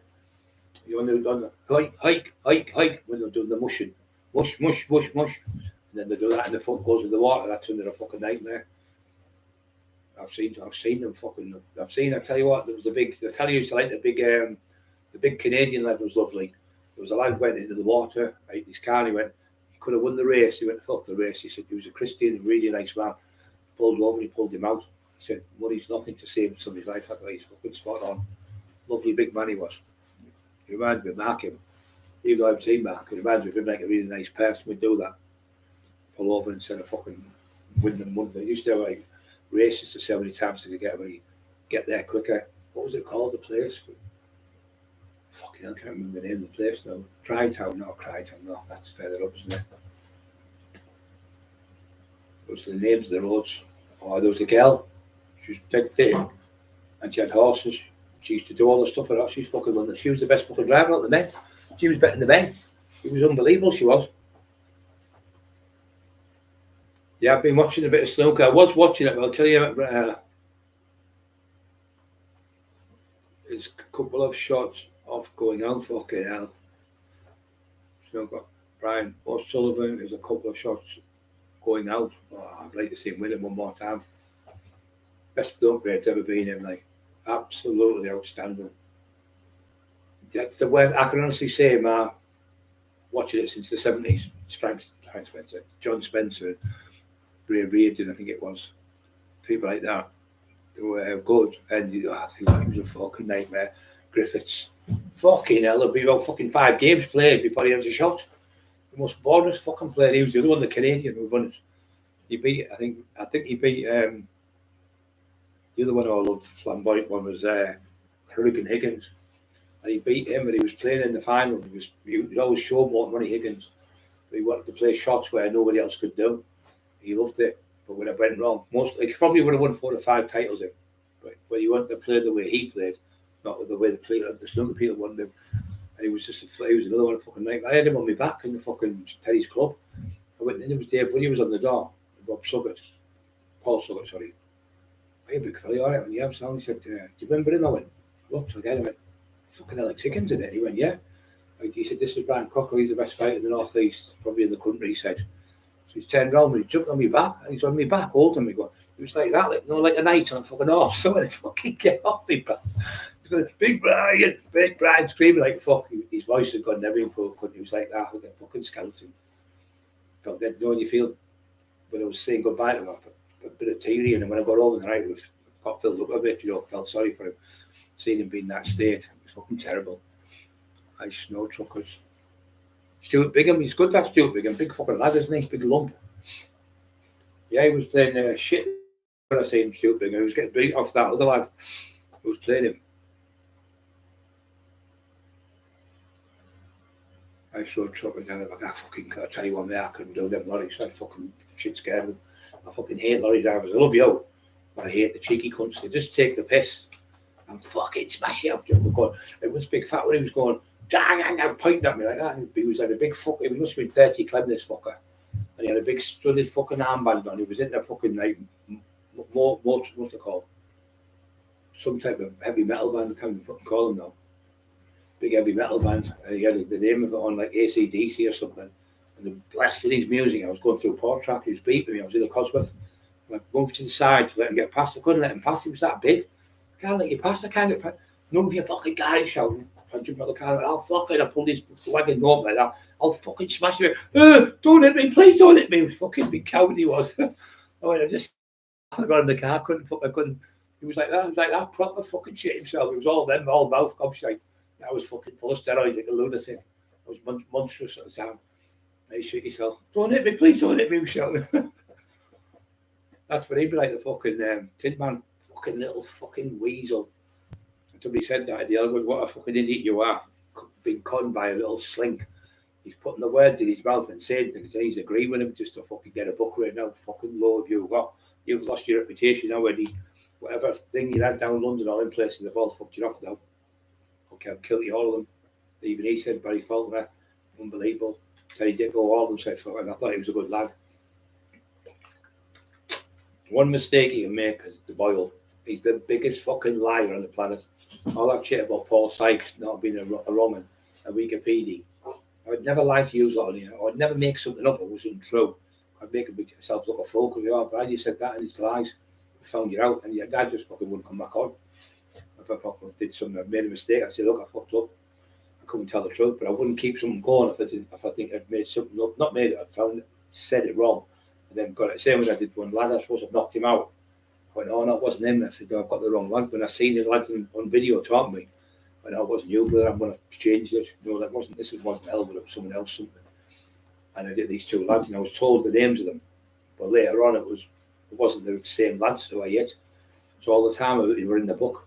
So when I seen him what I do, he was only, he seen me through the camera. I said, no, it wasn't you. And then we found out who the lad was. Was it him? I went, yeah, that was him. That was him. And he apologised to the lad. He was sound as a pound. Robert Ellis from Spennymoor. Lovely lad. He was all running for kids and that. Really good boxer. It was him. I thought it was him. And his brother, but it wasn't. It was other two boxing lads. Fucking, it's full of boxers up there. You know, fucking Spennymoor way. And I apologised to him. He said, yeah, apology accepted, Brian. I said, really, I'm sorry, you know. I said, I would let people think it was you. I said, feel awful now. When you feel awful about something, you think, fucking hell. But I was told, like somebody saying, just been in there, and I this lad out with such and such size, blue eyes, and a bit of his ear bit off. Big fat lad, I've knocked them both out. And he goes, that's Johnny Smith and Tommy Smith, two brothers. So you've been told that. So you've got in your head who they are. I hit this lad with a straight uppercut. He hit him with a straight uppercut, right? John Wheeler was there, he's dead now. He used to sell bulldogs, he used to be South Bank. Nice lad. And this kid come at me through a left hook and missed, ducked under him like that. I went, bang, caught him right on the chin.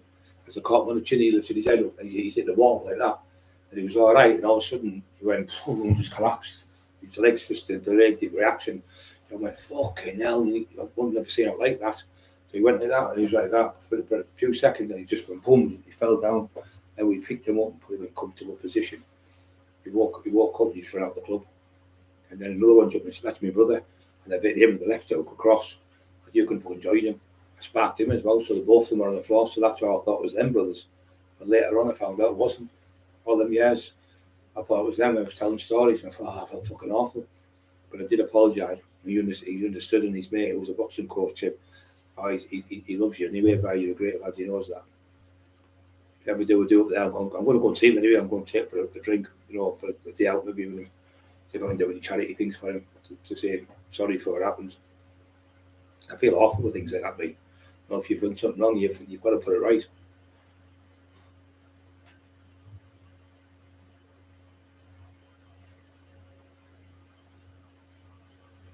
football drivers, Brian, it's just oh yeah, you're right, Mark. It's hell fucking drivers. It's like fucking saying, ice cream drivers are fucking horrible, or school teacher horrible. It's like anything in life.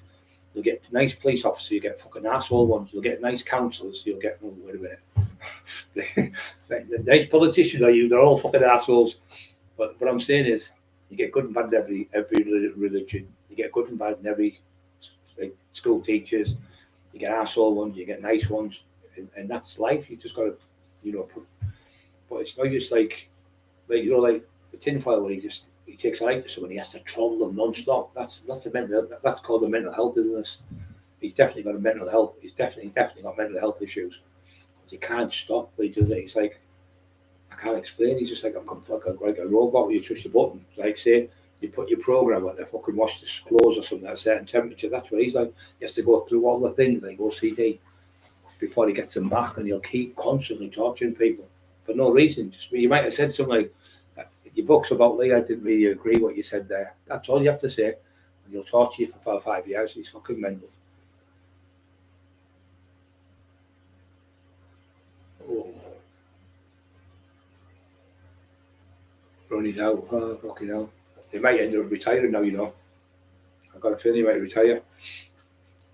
I think he'd be better off having a couple of years off than coming back, because he seems to have gone a bit funny, I think. Not the same as he was. I think it's probably the stress of being number one all the time, isn't it? You ever been on the football casual scene, Brian? Football casual? No, not the casuals, no. What, like getting in a football fight and that? I don't like that stuff.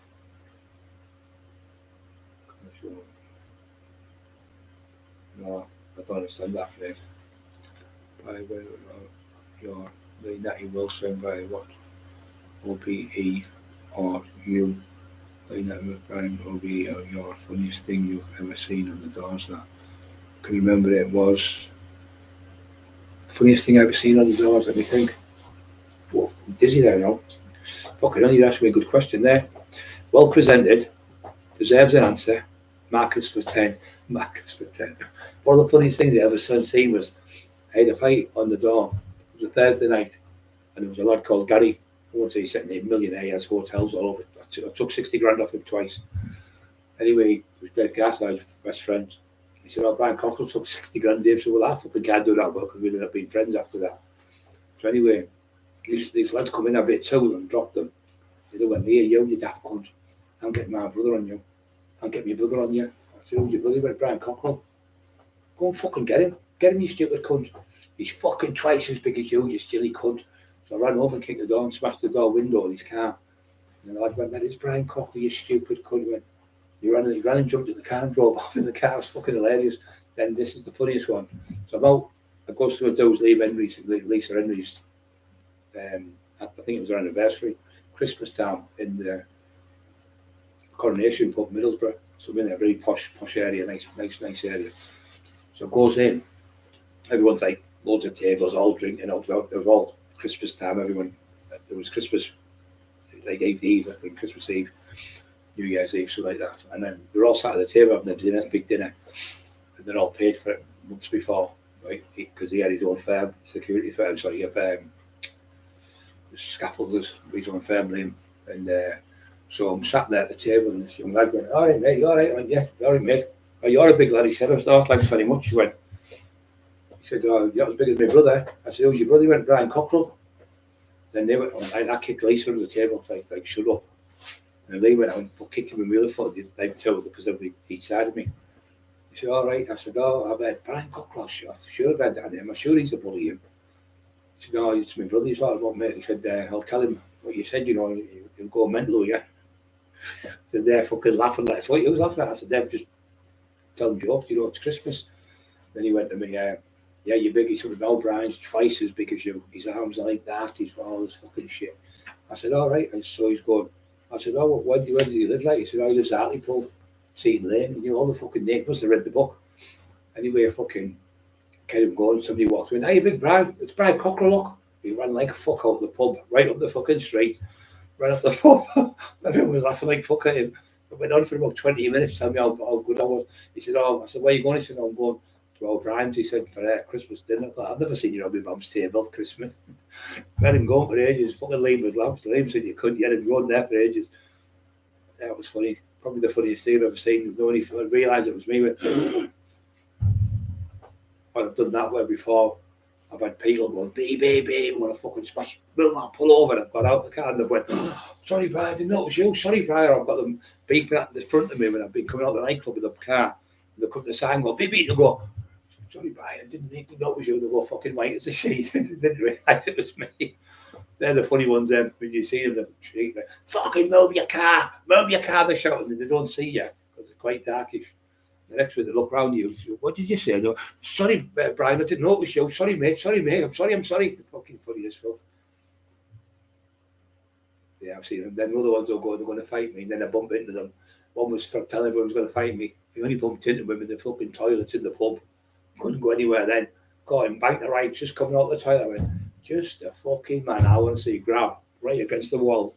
Struck him right up the wall like that. Fucking little rat. Telling people this, that, and the other shit. No talking shit. Like him, tinfoil, just a fucking blah, blah, blah, blah, shite comes out of his mouth. So Paul Sykes told you, I would never lie to you on here because I just wouldn't do it. I would never call a man a pedo. I would never call a man a grass unless I knew the way, 1,000,000%. I would never do it unless it was in the papers. People told me, showed me statements and stuff. I wouldn't do it.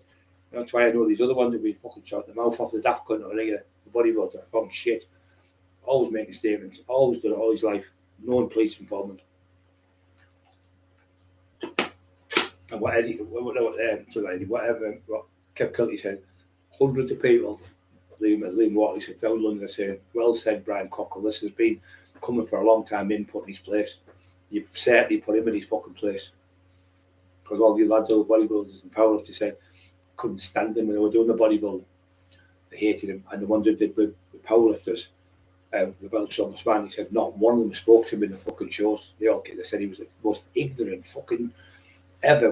One person who qualified for the Welsh man, the most ignorant fucker that they've come across. These are like world class ones, miles better than him. You know, fucking top Welsh strongest men. They were the strongest men. He had that jealous streak against them. He just didn't like anyone. He was proper ignorant, arrogant fucking prick. Thinks he's better than everyone else. Well, for me, I'm just like, when I did a few shows, I didn't only do 3. I said to one lad, I said, good luck. He went, I don't need luck. I said, you will if I fucking knock you out in a minute, you silly cunt. I think they're big because the big body doesn't count nothing. Bodybuilding doesn't make you hard. Bodybuilding makes you slow, you've got to make sure you've got lacticity in your fan. You've got to make sure you're stretching and things. You've got to do loads of fitness training, like running and stuff. You've got to be a fighter. Bodybuilding, the one I knocked out, it looked like Eddie Elwood. He looked great on the floor, though his abdominals sticking out of his muscles, but he was fucking conscious on the floor. Sparked him, right uppercut, and then Vulture hit another one who was next to me, and he knocked him out. He was from Broughton.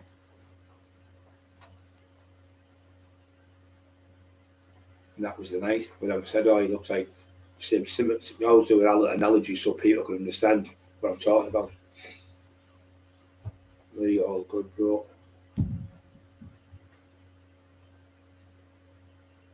I'm here by accident, then went to find you.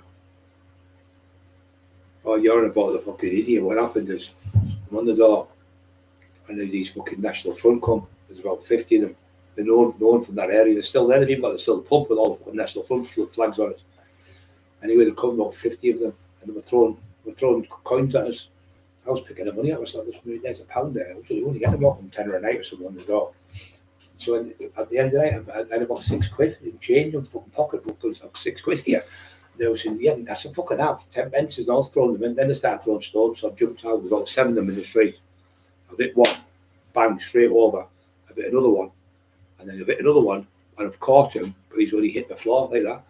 So he fell down. He went, yeah, you knocked me down, but it never hurt. So he got up, and he went, as he's running like backwards like that, he starts running backwards. Couldn't see behind him, and anyway, fucking car went bang, bang, bang, sorry, knocked him over. I thought, that fucking hurt, didn't it? Next minute, a fucking coppers come, all fat, like fucking heartbeat type of copper, with a big uniform, the big gloves, and I said, oh, he said, you all right there, big fella? I went, yeah. I said, He said, what happened there?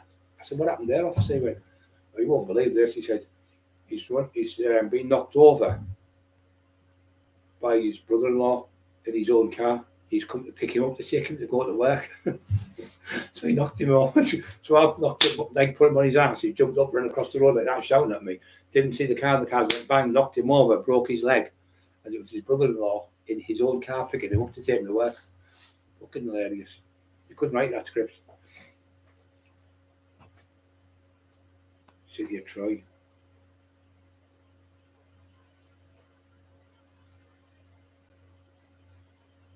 City of Troy. Troy, that's where they went in, and what they did to Troy, if I'm right, it was Troy, as they went in, was the first time where they made a wooden horse, and they give it to the people there, and there were soldiers in the horse, hidden, massive horse about 100 feet tall, and they sneaked in, and they sacked Troy then, and I think it was Ananias, I think, where they went for what she called Helena Troy, so they kidnapped her, the king's wife, and took her to there. I think it was Achilles one or two went about there, or it was the other one, I can't remember his name now, and that's what she was called, Helen of Troy, if my history serves me right. Ananias, I think he was called. Spartans, I think it was one of the Spartans, and they were the Greeks. Greeks were one, Spartans, I think, and then there was them with the Troy. I'm Spartacus. That's what I was shouting on the window at the cops. They went, right, the whole house was surrounded, there's helicopters here and everything, you need to come out. I was going, come and get me, I'm Spartacus. Shouted at the window, there was fucking loads of them up the street banging these shields. Thought it was like being in fucking Zulu. Ali, Ali, the North York to there. What was it called? Thingy Drift. Something Drifts it was called. In fucking Zulu. 13 Victoria Crosses was given out. That was the most medals Victoria Crosses given out in one battle. What was it called? York's Drift. Something Drift wasn't York. What was it called? Something Drift it was called. The place, the fort. There was 100 odd soldiers, I think, against 3,000 Zulus.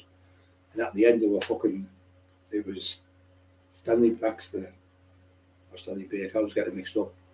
He was in it, and it was alright. A lot of people sound like that. Michael Caine, he was in it. He was going, look at the bastards. They're taunting. He went, no, you can't be further from the truth. He went, they were doing that noise. He said, they're saluting you for being brave. They're saluting them because they fucking never give in. Marvellous film, that. Yeah. One was called Hookie. He got a medal. Cook. Yeah, one called Cook. He got a medal. It was the sergeant got a medal. Yeah, it was good. He got one. Michael Caine in it. And the other one, Stanley Baker or Baxter, whatever they call him. Yeah. Proper fucking brave. Local Bobby. Put you in the box. Yeah, they used to make the old Bobbies used to shit yourself when you were a kid. Let the police run. You used to run for no fucking reason. You were scared of the police. They all had these big fucking helmets on. They looked about 6 foot fucking 5 or something. What you was getting up to? You all had that big deep voice, didn't you? No, officer. Hey, what do you call me? Oh, you say fuck off and just run off, you black cunt. Meaning not the skin, the uniform, because there was a black uniform, wasn't it? You used to have a blue shirt and a black uniform. We used to fucking get chased off them. They used to chase us all over. They couldn't fucking catch us. Fucking super fit when you was as kids, and you just have that energy. You just kept getting away, taking the piss out of the police. I fucking hated it. We used to go to the baths. That was good. I liked the baths. 3 pence to get in. Then you used to go in there and fucking beep, beep, beep, beep. It was fucking tennis or something. Boom. Pong, I think it was called Pong. Pong, I think Pong. It was a tennis game. It was the very first thing it was ever made electronic. Two lines and a white dot, like a square piece. Beep, beep, like tennis. I think it was then there was a Tetra come out of that game, like that Tetra, that and like that was Tetra. I like that. I was never great. The only one I was really good on was Galaxican. I was fucking shit on. I used to get about 250,000. Me and George Fawcett used to go on. It used to be 10 pence. I'd be on it for about an hour and a half. 10 pence. We used to go to the gym. We lived in Rosebery Square, and I lived in Rosebery Square. And I'd call to him. It was easier. And he used to go to Tracy, this girl, We used to walk down. He was like Mr. Britain. He won Mr. Britain, and he won a few other shows. And he got me into training, helping me and doing the stuff. And he said, "I've never seen anyone as young as you lift the weights you lift." I was doing 450-pound squats when I was 19, I think I was 20, 4 plates each end and a 10 each end. And there was a lad doing 6 plates, but he was 26 stone. He was from where Mark's from. I think he was from Gisborough. There was a sports centre, Mark, in Gisborough on the right as you come down. There's a sports centre there, and we used to go in there, me and George, and it was just like a little gym. Like a sports centre gym, and there was loads of weights. It was called John something. It was the John, I can't remember his second name now. He was the top powerlifter. He was one of the powerlifters in Britain. He was from that area. He said, "There's a young kid doing it, right?" He said, "He's going to give you, he'll be catching you up." So 450-pound squats for 5 reps, and he's only 20-year-old. You're joking? He said, "No," he said, "I see him do it." And I went back with George again. I went up to five plates. He said he's up to 5 plates now. He was in a crash, and a girder went through him with John something, and where he lived. I don't think he trained after that. He got hit with a lorry. Freedom, mysterious words, pride. He does, mate. He does work in mysterious ways. That's why I think he took my right hand off me. That's what Brown says. And he said, "I think you'd have killed someone with that hand. You'd have been doing a fucking life sentence or something." I was just under. I was never on the 24. I was just, 24, 23 stone, 10 pound. But with my belt on, with my clothes, I'd probably be 24.5 stone, 25 stone, because your belt was about 8 pound. So I used to have that when I was out. And sometimes I used to wait on the door to fight. Your back was killing you squat. So I'd use that. Dulu story, marvellous, yeah. I love the song, Hello, they're doing that. Yo, and then they start singing that Welsh song. It's fucking the hairs. I still stand on the back of my neck to watch it. I've watched it about 100 times. It's fucking marvellous. And there's a farmer one, and the little goat, the little cow dies. It's marvellous. A little cow, I think, dies. Baby cow. Oh, I watched one the other day about rhinoceroses. Fucking hell, I was fucking tears in my eyes. One was called Millie, I think. One was called Molly, I think. Millie and Molly or something. One was a baby. She was about 4 months old, and the other one was about 5-year-old, and they'd fucking shot her in the horn. And they'd shot her in the head. And I was fucking horrible. Anyway, they helped her. That one I hadn't eaten for 2 weeks, and the other one hadn't eaten for 4 weeks. So they got together, and the little one was going everywhere. The little one was going, the big bamboo one was following her. And then where the baby was going, the baby was following her. He said, and it was just absolutely, when you watch them, you smelt your heart. You think, oh, lovely that. And then you see all the other ones, hundreds of them was. But them two stuck together everywhere they went. Them two went everywhere. But they never got together. They'd have both died in a week or so, they said. So it must have been God to put them together, I said. You see this young lass looking after them and caring for them. You think so many beautiful people in the world doing a lovely job like that, saving baby rhinoceroses from going extinct by fucking animals or killing. Well, they're the animals. We the animals. It's the other way around. And they're killing them for a horn or a bit of, because the horn, all it is matted hair. It's not a bone, it's made of hair. And they use it for aphrodisiacs and shit. And then big poor tigers that they shoot them for the tail. They'll cut the tail off, the penis off.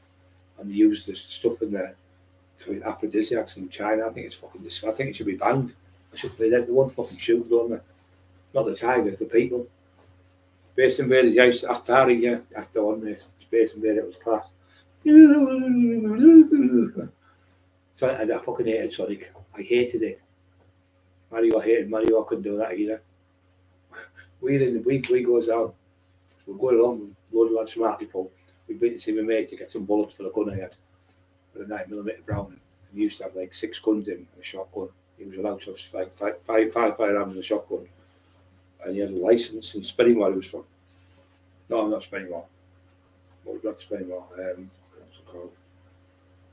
Ferry Hill, I think it was called. Ferry Hill, yeah. So he goes there and we're coming through.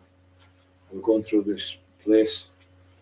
And we're driving and I looked at the fucking strawberries like that in his farmer's field. Never seen strawberries this big. I went, strawberries, I'm reading the Cosworth and there behind us, another Cosworth, there's 8 of us. I'm driving me.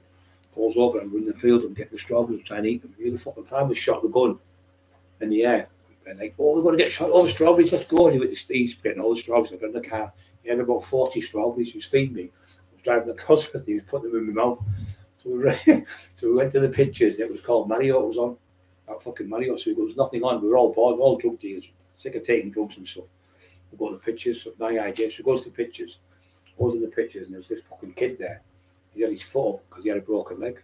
So he had it on the arm of the chair. And this manager come round with this bodyguard, sorry, security guard went, put your foot down, yo, or you're going out. So I leave him alone. I said, the lad's got a broken leg.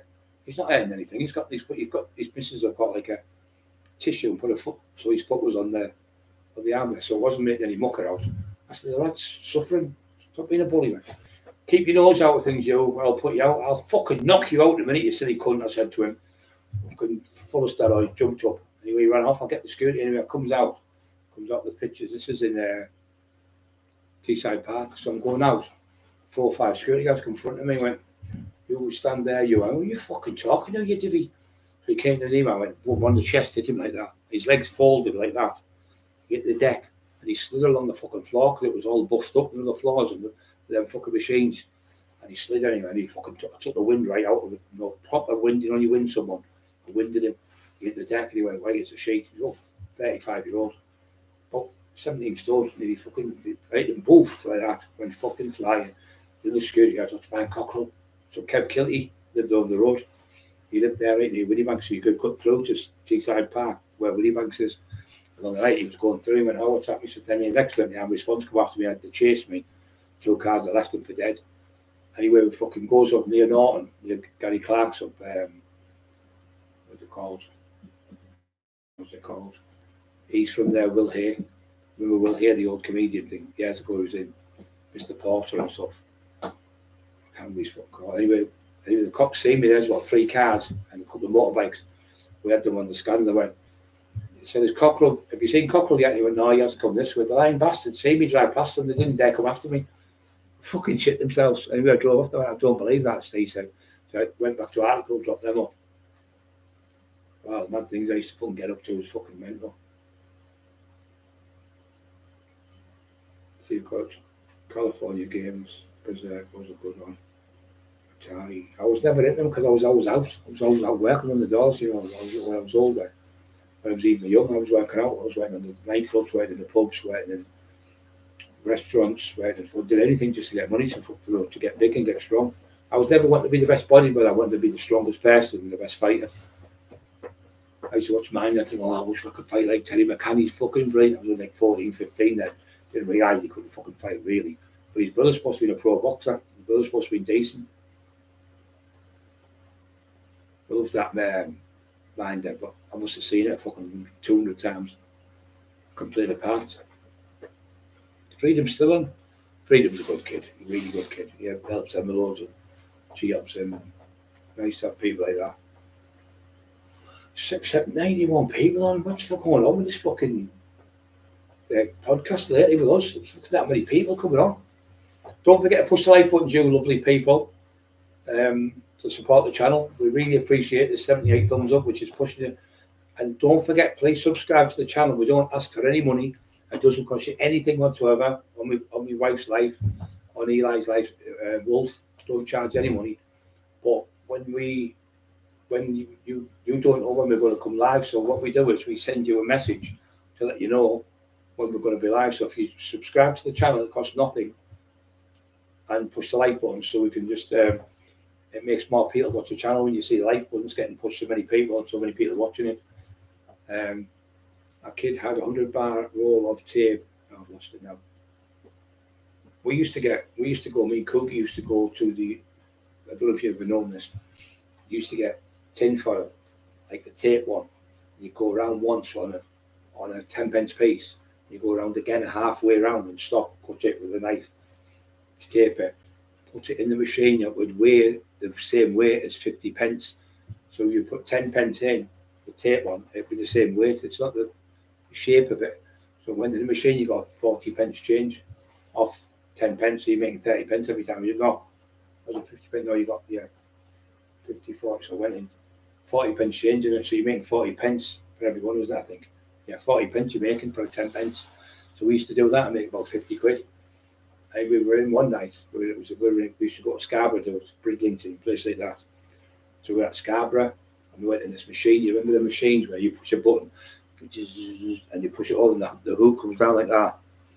Fucking done it, and poof, oh, I've got a fucking toy here. Got it across, dropped. Another one, fucking Cookie had to go, he got two. I got another two, fucking hell. The machine was, we ended up coming away with 56 gonks, they were called. And he sold them all for, I think, might be a bit more, might be 60 gonks. We got £60 for them and £50 for the money, so we ended up with fucking, what was that, 160 quid. Probably cost us 20 quid for the food and stuff. And it was great having a day out, somewhere like that. I went to Blackpool, did it in Blackpool as well. But you have to be careful. You had one lad watching that same side to see if anyone's coming through. And we just did it, that good. But the bloke was watching, the bloke was there, he had a newspaper watching. And I want another one. He's going, all right, I don't, yeah. I said, it's broke, I think, he went, that's all right, just put the money in, you're all right, I'm not bothered, I just get paid a wage. That was fucking monstrous. When I was just sticking out like that, he was still fucked that, I'm not telling him off. I'm not telling him I don't want to turn the machine off. So we emptied the machine. Fucking brilliant. Yeah, fucking brilliant.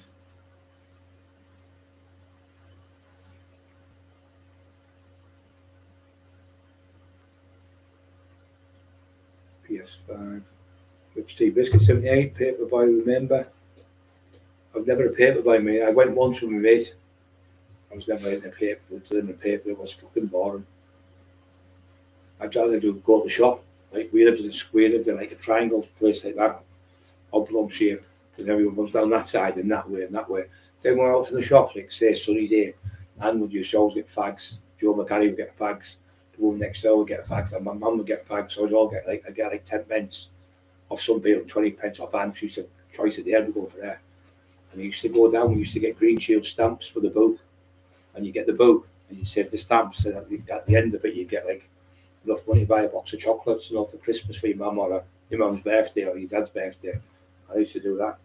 I used to get that, and sometimes I'd get more. I'd get sweets for myself as a kid. I was only about like 9, 10, something like that, 11, 12. Yeah, about 11, 12. Non-stop doing things to make money. Rich Tea, Adventures, Dragons and Dublin. No, I've never been into all them things. I can't do them, to tell you the truth. Fucking useless for computers. And he was saying I was sending him all these stuff. Never sent him fuck all. Pure liar. Red Ferrari car.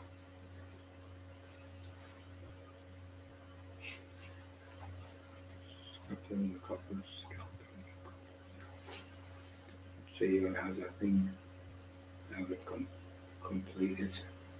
You used to get people doing games on you when they got right. I used to play the shooting ones. Where you shoot something. I think it was Yippee-Ki-Yay. Remember him? He's fucking knackered now, isn't he? Bruce Willis. And he used to go, you'd shoot, you go, Yippee-Ki-Yay. What was it called? Die Hard game. With a gun, you had a gun. Fucking got class that. I thought, cops see me with that, I'll get fucking shot. You know, it wasn't really bad tonight. It was terrible this morning. I woke up before 4 o'clock in the morning. So what's happened now? These people have been trying to call me. Everyone around the fucking world's watching the fucking channel now. Everyone's fucking from everywhere, all over London, Manchester, Birmingham, top fighters. Saying, I'll fucking fight him. Tell them to make 4 me tonight. I wouldn't do that though. I wouldn't dare do that to get somebody beat up. I wouldn't do it. Yeah, I'm fucking raging lads from Doncaster. Absolute raging. Pure fucking bullies. He said doing that to you and you're fucking bad. It's fucking terrible. It was so good. Why do we talk about something from 30 odd years ago now? The reason is like Lee White, it's because you really are, you are like you'd be in the wheelchair really, because you go on this live, you go straight upstairs, you're there on your back, so most of the day you're fucking laid in bed or you're sat on the end of the bed, fucking, you can't do nothing. So these scumbags are doing it and knowing for a fact, Windows are draw, you can't lose. But you have lost because of fucking people and lovers around the world. It's marvellous, isn't it? We've got people like that. That proves to you how much respect I've got, and you know that, because you know me, the real me. I don't fucking go around bullying people. I've never bullied people. I've never bullied drug dealers. I went in the houses where there was like 5 or 6 yardies from Leeds or 5 or 6 lads from London coming down here, fucking selling crack and stuff. And I'd chase them out of town. Tax the country, throw them out of town. The cops said that we don't to vilify him, I'll give him a fucking medal. He said he's like a Robin Hood figure. He's going into these houses, all these yardies where we wouldn't have the balls to do it. But he's going in fighting 5 and 6 of them, knocking them out, throwing them out and chasing them back out of the town. So he's doing more than we're doing, we're the police. One copper said he's chased more people in one night than we have in 18 months operation trying to get rid of them. Cockerill turns up, it's fucking marvellous, marvellous what he does. So some really liked me, the old school ones, because they knew what I was doing. Knew I was getting rid of all the fucking scum coming into the town, selling guns in the fucking town, fucking AK-47s and fucking 27 machine guns I got rid of me Peter off this fucking divvy. He was getting them from Manchester and from Liverpool and from Bradford and stuff. I said, get them fucking sent back. So Peter went, oh, I'll go with you, but he had a Shogun Jeep, and the house was full of machine guns, all wrapped up, come off a boat. And it was fucking good drugs all over his house and kilos of coke and everything. And I thought we could tax the country. I thought the people he's getting off could be naughty people, because there was talking like probably £500,000 of the stuff in his house. But it was a fucking dodge spot in the end. He ended up being a grass working with the police. But he got caught. He got 27 years, and he had 27 machine guns. Isn't that weird? This was about 3 years later he got caught. Again, he was still doing it when we told him. I went to jail, you see. And then he got caught. Yeah, Die was brilliant. I loved it. Die Hard. Yippee-ki-yay. The films were quite good. I like the films.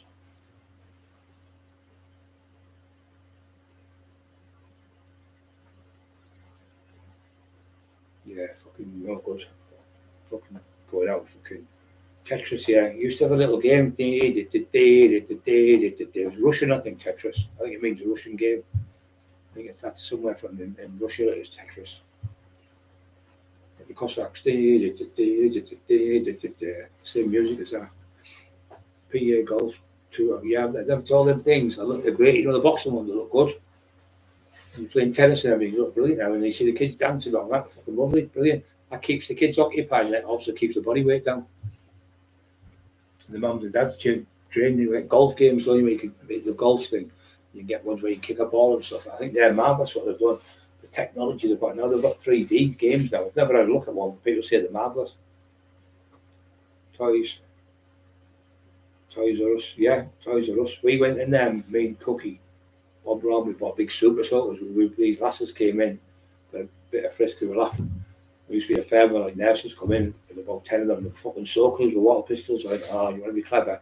These fucking big super soakers hit them behind the door. They went all up the stairs and hey, then I went woof, woof, woof, woof, fucking soaked, and they were fucking drowned.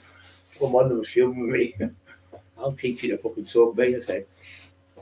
We used to have some great laughs on the doors. You're fucking boring. I used to hate the door when I went to the door, just trying to be clever and hitting people. I'm not quite a few of them out. When you only have seen someone and a bit of woman or something, I've went, yeah, Tommy, bang, I just sparked him and he whacked on the door. He's a young lad, and the girl's gone. He's punched the girl as well, knocked the girl on. About a fucking 18-year-old kid. I just knocked him out. He went to the door. And John Black said, what happened? I told him, get out of the fucking club. Get out, he said, John, fuck off, you bullying cunt. Big lad he was as well. But he thought we were there, he could do what he wanted. Just a bully because he had Peter back up behind him. But I didn't like things, couldn't stand bullies.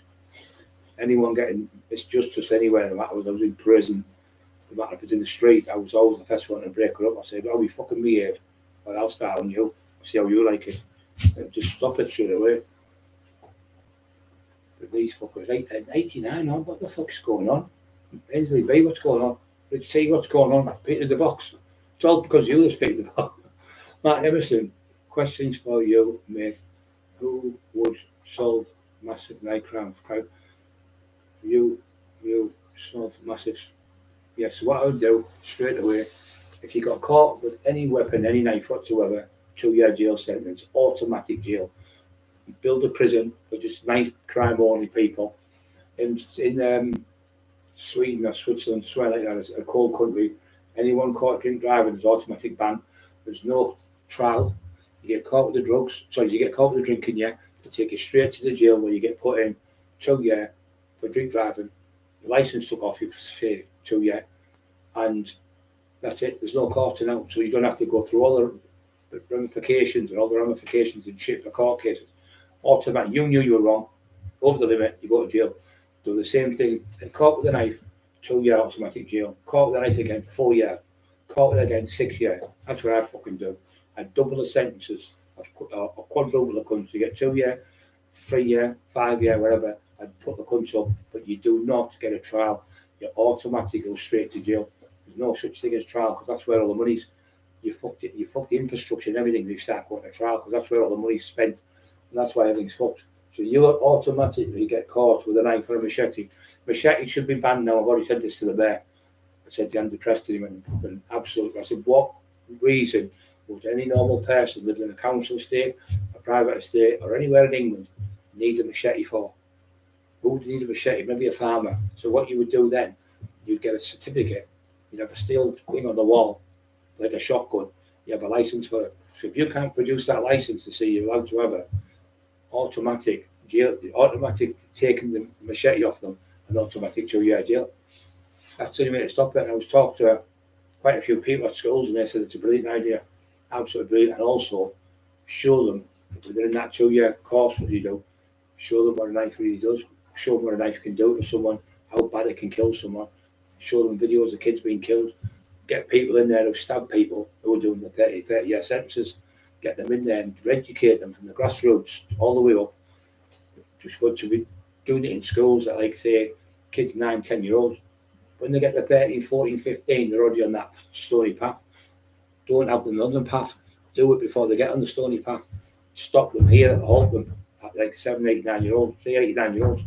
They're getting intelligent. 8, 9 year olds know, but they're not into drugs and things like that by then. But when they get to 13, 14, 15, you've lost them. They're actually making more than fucking somebody like Mark as a lorry driver. The kids are making more money than mums and dads.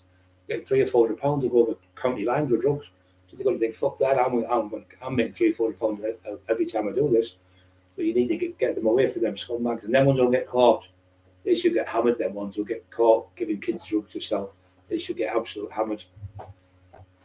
That's the only way to stop it. Automatic jail. And teach them from the very, very grassroots at the beginning, so they know what a knife does. It's not a knife to fucking peel an apple. And why would you be down the town with a fucking big knife? You're not down there fucking cooking a pan of chips with it or peeling chips. You're down there because you've got it either for protection or showing off. But the thing is, if you get into a fight, someone's beating you in anger, they'll pull a knife and stab someone, they'll kill someone for the sake of 2 seconds of madness, of 2 or 3 minutes of fight, and then you'll go, I'll kill him, that cunt, because you're raged up and the blood's in you, boiling, you end up killing someone. So if you don't have the knife on you, you automatically can't use it because you haven't got it. Anyone caught with a knife, automatic jail 2 years, and it just goes up. There's no fucking posh solicitor getting you out. There's no fucking nothing. You just automatically go to jail. Carried out, except kid, lock knife.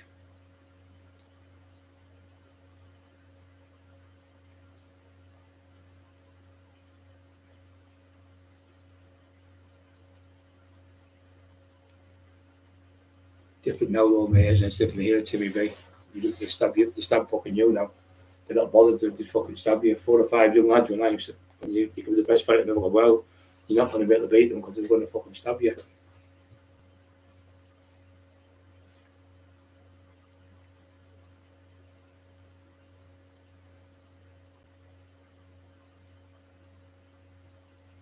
Especially at Sabutio. 10 year knives. I think if 10 years would be too much because the jails would be too full too long. I think somebody went to jail for 2 years, they'd shit themselves when they went to jail, they'd realise how bad it is. So I think give them a chance, say 2 years, the next time you get 5 years, the next time you get fucking 7 years, next time it'll be 10. Well, if you did 10 years, there'd be too many people in 10 years and it would cost too much money to keep them. So I think 2 years would be good. And if you put them into like 2 years and you said, right, do a year's course where you learn, you get out in a year's time instead of 2 years. So then you're out quicker. And you do a course where you're going to get yourself into a job. So you do the course. So instead of being in 2 years, you do the course over 6 months or maybe. And by the time you get out, you've done like a year's course. You can go and do something in your life instead of just sitting in the house fucking going out drinking and drugging it. That's what you need. You need to educate them so they can go and get a job when they've finished what they've done, the crime that they've done. They shouldn't be punished for the crime they've done. They've realised what they've done. They've done the crime. They've got themselves a course, maybe a bricklayer's course or a plasterer or whatever, and maybe like a boot camp type of thing, put them into the kids to teach them something they can do when they get out instead of going straight. No use putting somebody in a prison for 10 years when they're not going to come out and do a job, because they can't go out and do a job because they haven't done anything in the prison. So you need to create places in prisons where they can get skills, lifetime skills, and learn things like operating different machines and so they can come out and say, right, I've got a place for him here. Where can we put him? Oh, we need a lad on a farm to drive a tractor, or we need a lad in a whatever, different place. And if you've got the skills to do it, you've got a job. And then you go out and then you get praised when you've got a job because you've got something to do, and you've got every day you get up, you think, oh, I've got to go to work here, and it just makes you feel better going to work. There's a lot of use to. You get up in the morning, you feel good, you go, oh, another nice week over, got the money made for the kids, going to take them out for the weekend because you've got money then. So if you've got a job, you're a worthy person then. A lot of people haven't got jobs feel unworthy. They feel like, I'm just sitting fucking home all day watching Italian stuff. So when you go to work and you're putting food on the table and help your kids, it makes you feel like dead strong. That's our thing anyway. Yeah, lock knives, that's what Lee got stabbed with. It just shows you even a lock knife can kill you if you in an artery. He got caught under the armpit and it hit the main artery. And obviously with him being on the coke and that, on the steroids and shit, he's fucking bled easy. That's what happens. I just stood on his chest, mate. I took a top off, put it around him and stood on his chest with it and fucking held his arm up so he's in that position so the blood's not pissing out of him laid down. They had him in the wrong position. You should have had him, well, your legs are that way so the blood's not pumping out your heart. When there was an ambulance phone, like tinfoil, it was a fucking lie because the ambulance, you could walk to the place in about 5 minutes where the hospital was. It was a general hospital then, Middlesbrough General Hospital. I remember going in one night, there was 3 lads fighting, and then they started fighting with the nurses and the doctor. The doctor fucking knocked the 3 of them out. But not bad, just slapped them on the floor and put them on their asses. I went, next time you do that again, you'll need a fucking undertaker. How dare you hit these doctors, these people, good people are helping you. You piece of shit. I said, do you understand me? He shit himself. Proper fucking horrible way. Yeah, I was threatening the young nurse as well on that one. I don't like it. See somebody in fee, you can see them like frightened. But he was laughing at tinfoil and he said, Sykes was that scary when he shouted at his wife and his sister. They used to pee themselves. He's going, yee. Fucking weirdo. I'd love to bust your fucking skull in, you fat cunt. I'd love to take you in the ring like you wanted me to do. I'd fucking annihilate you, fat cunt. Absolutely annihilate you. Thank you, Mark. Yeah, thank you for asking the question. There's 78 people on Phil, for fuck's sake.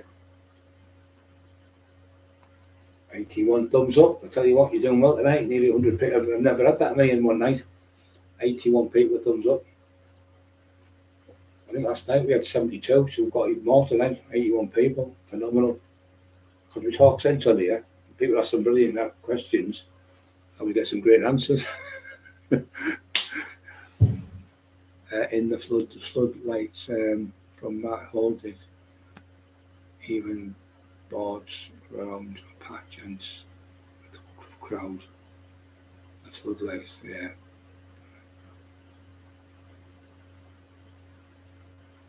He's terrible now. Have you seen him? He's got fucking Alzheimer's and he doesn't know who he is no more. I liked him in that Madeline Hayes one where he was in Moonlight, it was called. I liked him in that series. Maddie Hayes, she was called. She's about 6 foot tall there. She's about 5'8", but I was 5'7", I think. She's like a really long-legged girl. I've seen him when he dead skinny, a little bloke when he compared to that. Yeah, I like that. Moonlight, it was called. It used to be on the Friday, I think it was. I watch all the old stuff on the I've been watching some of the Cathy Cooks and stuff as well, some of the films and that, some really good films on there. Brilliant author there, marvellous.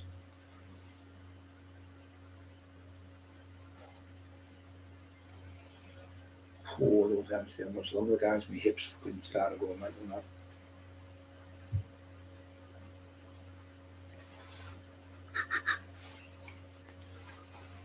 It's got me fish and all sorts of there. Oh, that's too hard to walk on there. Fucking hands killing me tonight now. If I use it and strain my hand, I won't sleep all night. It's throbbing there. As soon as I move that there, I can't open the fucking thing. That's it. I can move that. I can train with it. With boxing shape, things, little bits. I can do little like roll and stuff, and pull down, stuff like that, biceps. But like next day I wake up and all fucking blown up. It's fucking horrible. I'm going to see if I can get these injections I was doing before. I'll get some off the lad. I think they're about 40 quid for about 6 weeks supply of amino acids. So the amino acids go in you. I've been putting in my hand there and it made all my hand come back to normal. As soon as I stopped taking it, went down. So I wonder if I need a longer course. It was £16 I think for a bottle of them, which is not a lot of money, and it lasts you about 2 weeks. And so 30 months worth, maybe 2 months worth, maybe 60 quid or something. So what's fucking 60 quid to get your hand fixed? So my scapula's there. I'm going to put it in my scapula as well, move the injection. It's fucking horrible, the pain. It's throbbing. Horrible, isn't it, when you have that horrible, boom, boom, boom, like a cartoon when you bang your thumb with a hammer, or you get your finger trapped in the door, or you fucking wake up in the middle of the night and kick the fucking bed and nearly break your toe. Ah, you fucking bastard, there's no one there, you're blaming somebody else. There's fucking no one in the bedroom with you, you're on your own or something. You blame some fucker else. Me fucking toe, you bastard. Fucking hell, I'll drop something in the bathroom. So, you shouting at us? To be fucking self, useless bastard I am. Just drop me fucking whatever in the bathroom or the milk or something. Fucking hands are useless. Fucking blaming me hands. Fucking bastard hands. This morning I was going mental, I was. She went, calm down, will you? Fucking hell. She said, put it away. Look at it. Fuck off, you lock it away. I'm fucking raging. Your man, lock it away. I'm going to punch holes through the wall. Poor Emma.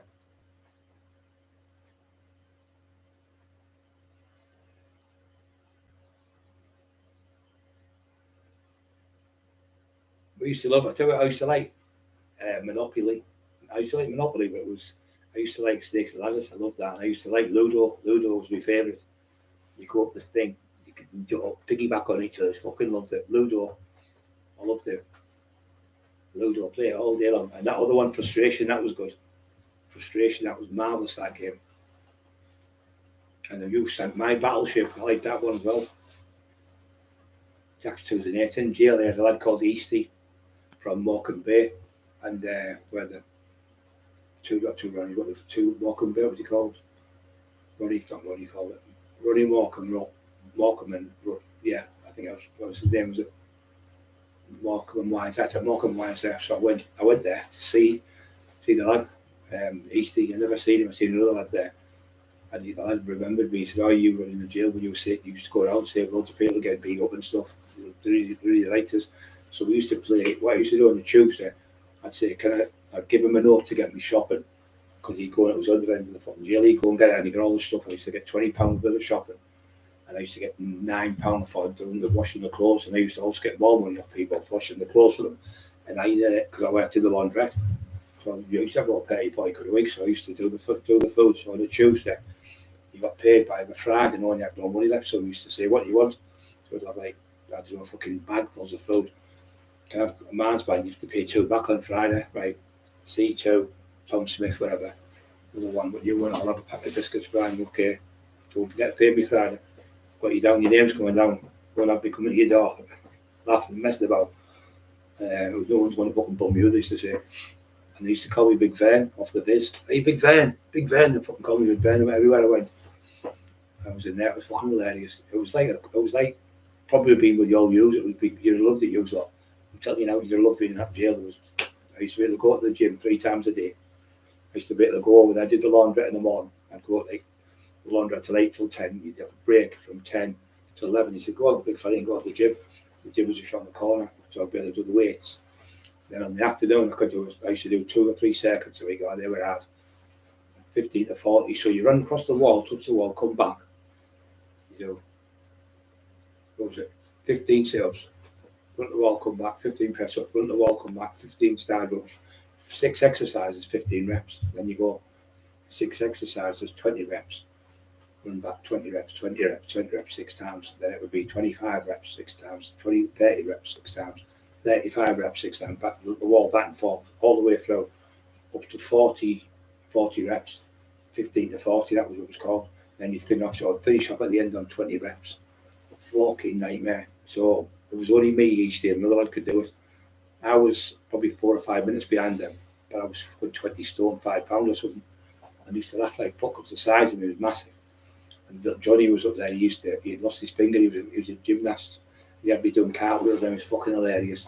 Fucking the size of him doing cartwheels. A big hippopotamus jumping about in the fucking gym, they were laughing their heads off. It was fucking class. And we used to go on the bags, and I was on the bag, and I was in the bags, the lad went, fucking hell, if you hit somebody with them punches, you kill them. And that's how I became the best fighter. I didn't have to have a fight. I thought, I've been in all these other gyms, I better knock somebody out. So I'll do what I did with McIntyre. So I said, do us a favour, mate. I had to be in about 4 weeks, 5 weeks before you go in the gym. So I was in the boxing bit. We did 3 bags. There was a light bag, a middle one, a big heavy one. They called them Moxie. I said, Moxie, do us a favour, son. Scouts went, Harry there, Harry leg, Harry. He held the bag, I went bang, bang, bang, bang, about 20 shots. He went, fucking hell. He said, you fucking kill someone if you want somebody one of them shots.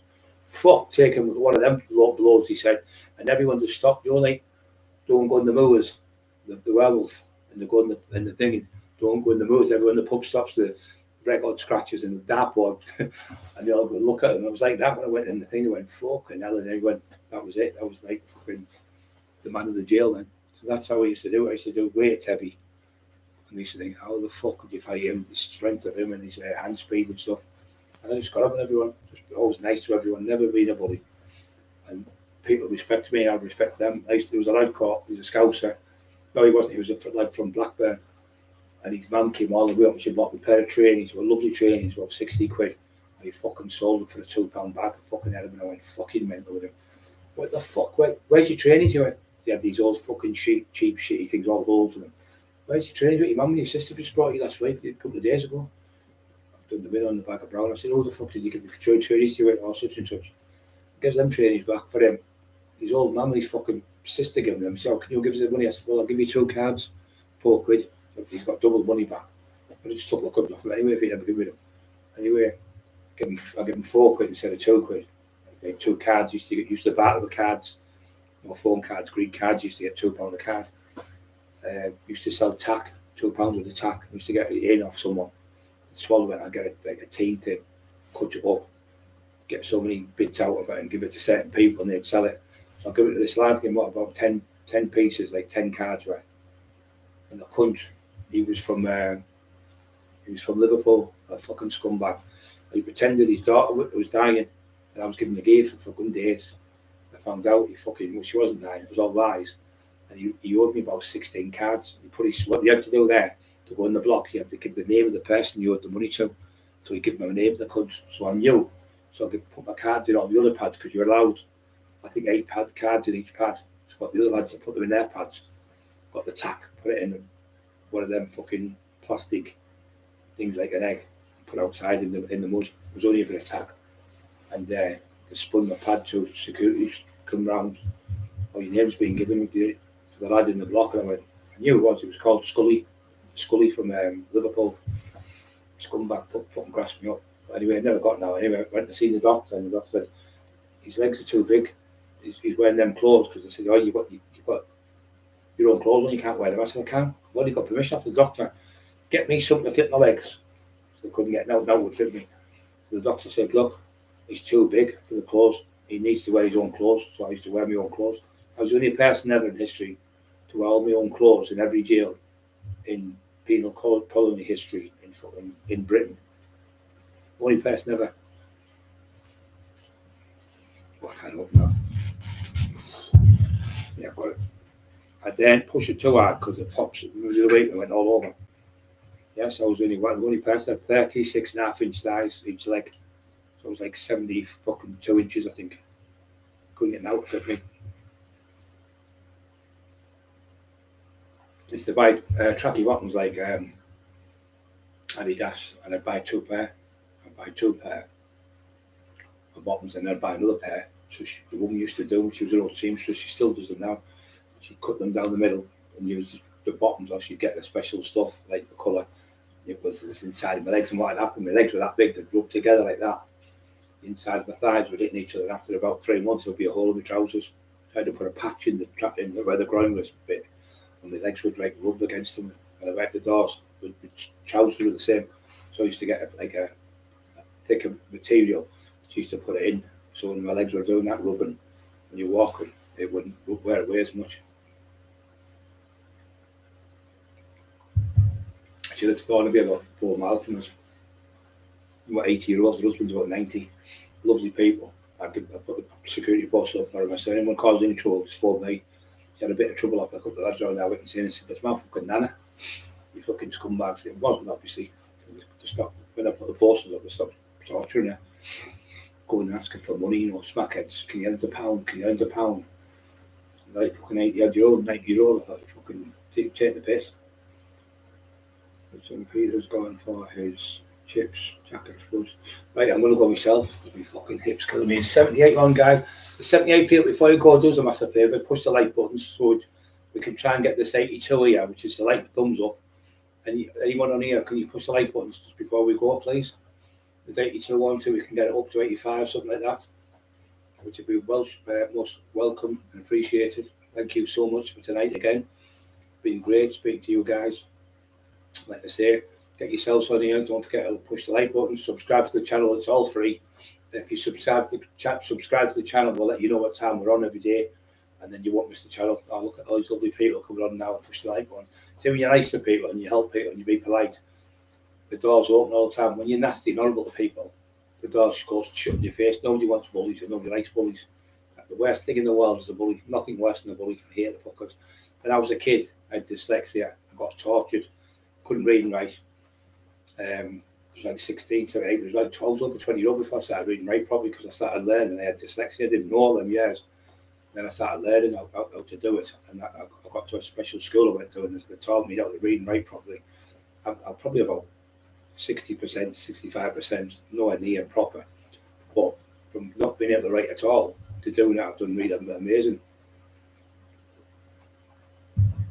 So I don't like anyone being bullied, right? They've got difficulties, because there's nothing worse when you're getting bullied and they'll teach you, go, Cockerill, how do you spell such and such? If you get it wrong, they used to make you stand on a chair.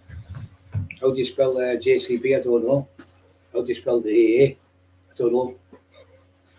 How do you spell JCB? I'm going to fucking clue.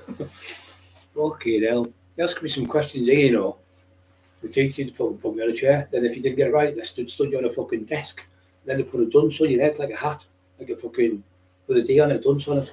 This was 40 odd years ago. Fucking horrible. And that was the teachers. Fucking teachers in schools were horrible. Cane you with a fucking, if you didn't get your spellings right, cane you with a cane. You don't get this right this time, you're going to get caned. How the fuck can you knock somebody into getting learning things when you beat them up? Terrible. Lena Wilson, thank you so much, everyone. Oh, look at that, 85 people have gone on. Can't believe it. Don't forget to push like button, guys, before we go. And yes, thank you so much for being on tonight. It's been a pleasure. We'll be back on again tomorrow, probably 7 o'clock again. 86 now. See what I mean? All still push the like button. I'm going to sit here and do this. Go back a bit. It's killing me my scapula. It's good here because I've got a chair where it's sticking in my back. It's like massaging it. Fucking scapula's killing me. My scapula's back. My right hand. I've got no triceps in this arm at all. They're all gone apart from like a little third of one. So even doing that was a miracle. What I'm doing because I've got no muscles actually to do it with. Definitely took my fucking arm off me. Okay, there's 87 people push the like buttons. I can't believe it. Good night, mate. Mark, thank you for that. That's a great night, mate. Thank you all. Oh, feels better that tight. Feel my scapula's working there. It's really good. It's like you know when you have a, you know, your wife will get you back or you go, oh yeah, that's it there, that's it. You know, you just like do that noise. Oh, you can feel like the muscle, the tightness, because it's what happens is your muscles go dead tight. So when they go tight, that's when you get the knots. That's the way I'm on for the knot in my back. When you find the knot and you can massage it, then the muscle constricts tight if we can't get the blood going through it. So if it's constricting the blood going through, you'll never get better. So you need to be able to massage it out, and then the muscle will be, the blood will go through the muscle and it'll make it better. Yeah, it'll teach us all that. Right, I'm going to go put this bloody thing on. Emma's always doing things for me. She's lovely. Without her, I wouldn't have fucking survived. Wouldn't be here, wasn't for her. And them scumbags bullying my wife. They can bully me, don't bully my wife. That's what they're doing. You know, she was the weakest. And we'll bully her and he'll go mental, he'll do something bad to us, so then they could get me fucking locked up, and that's what they've done. The scruffy little cunt he did. Shouting ball and want to fight with him, and I offered him out, he fucking went to the place.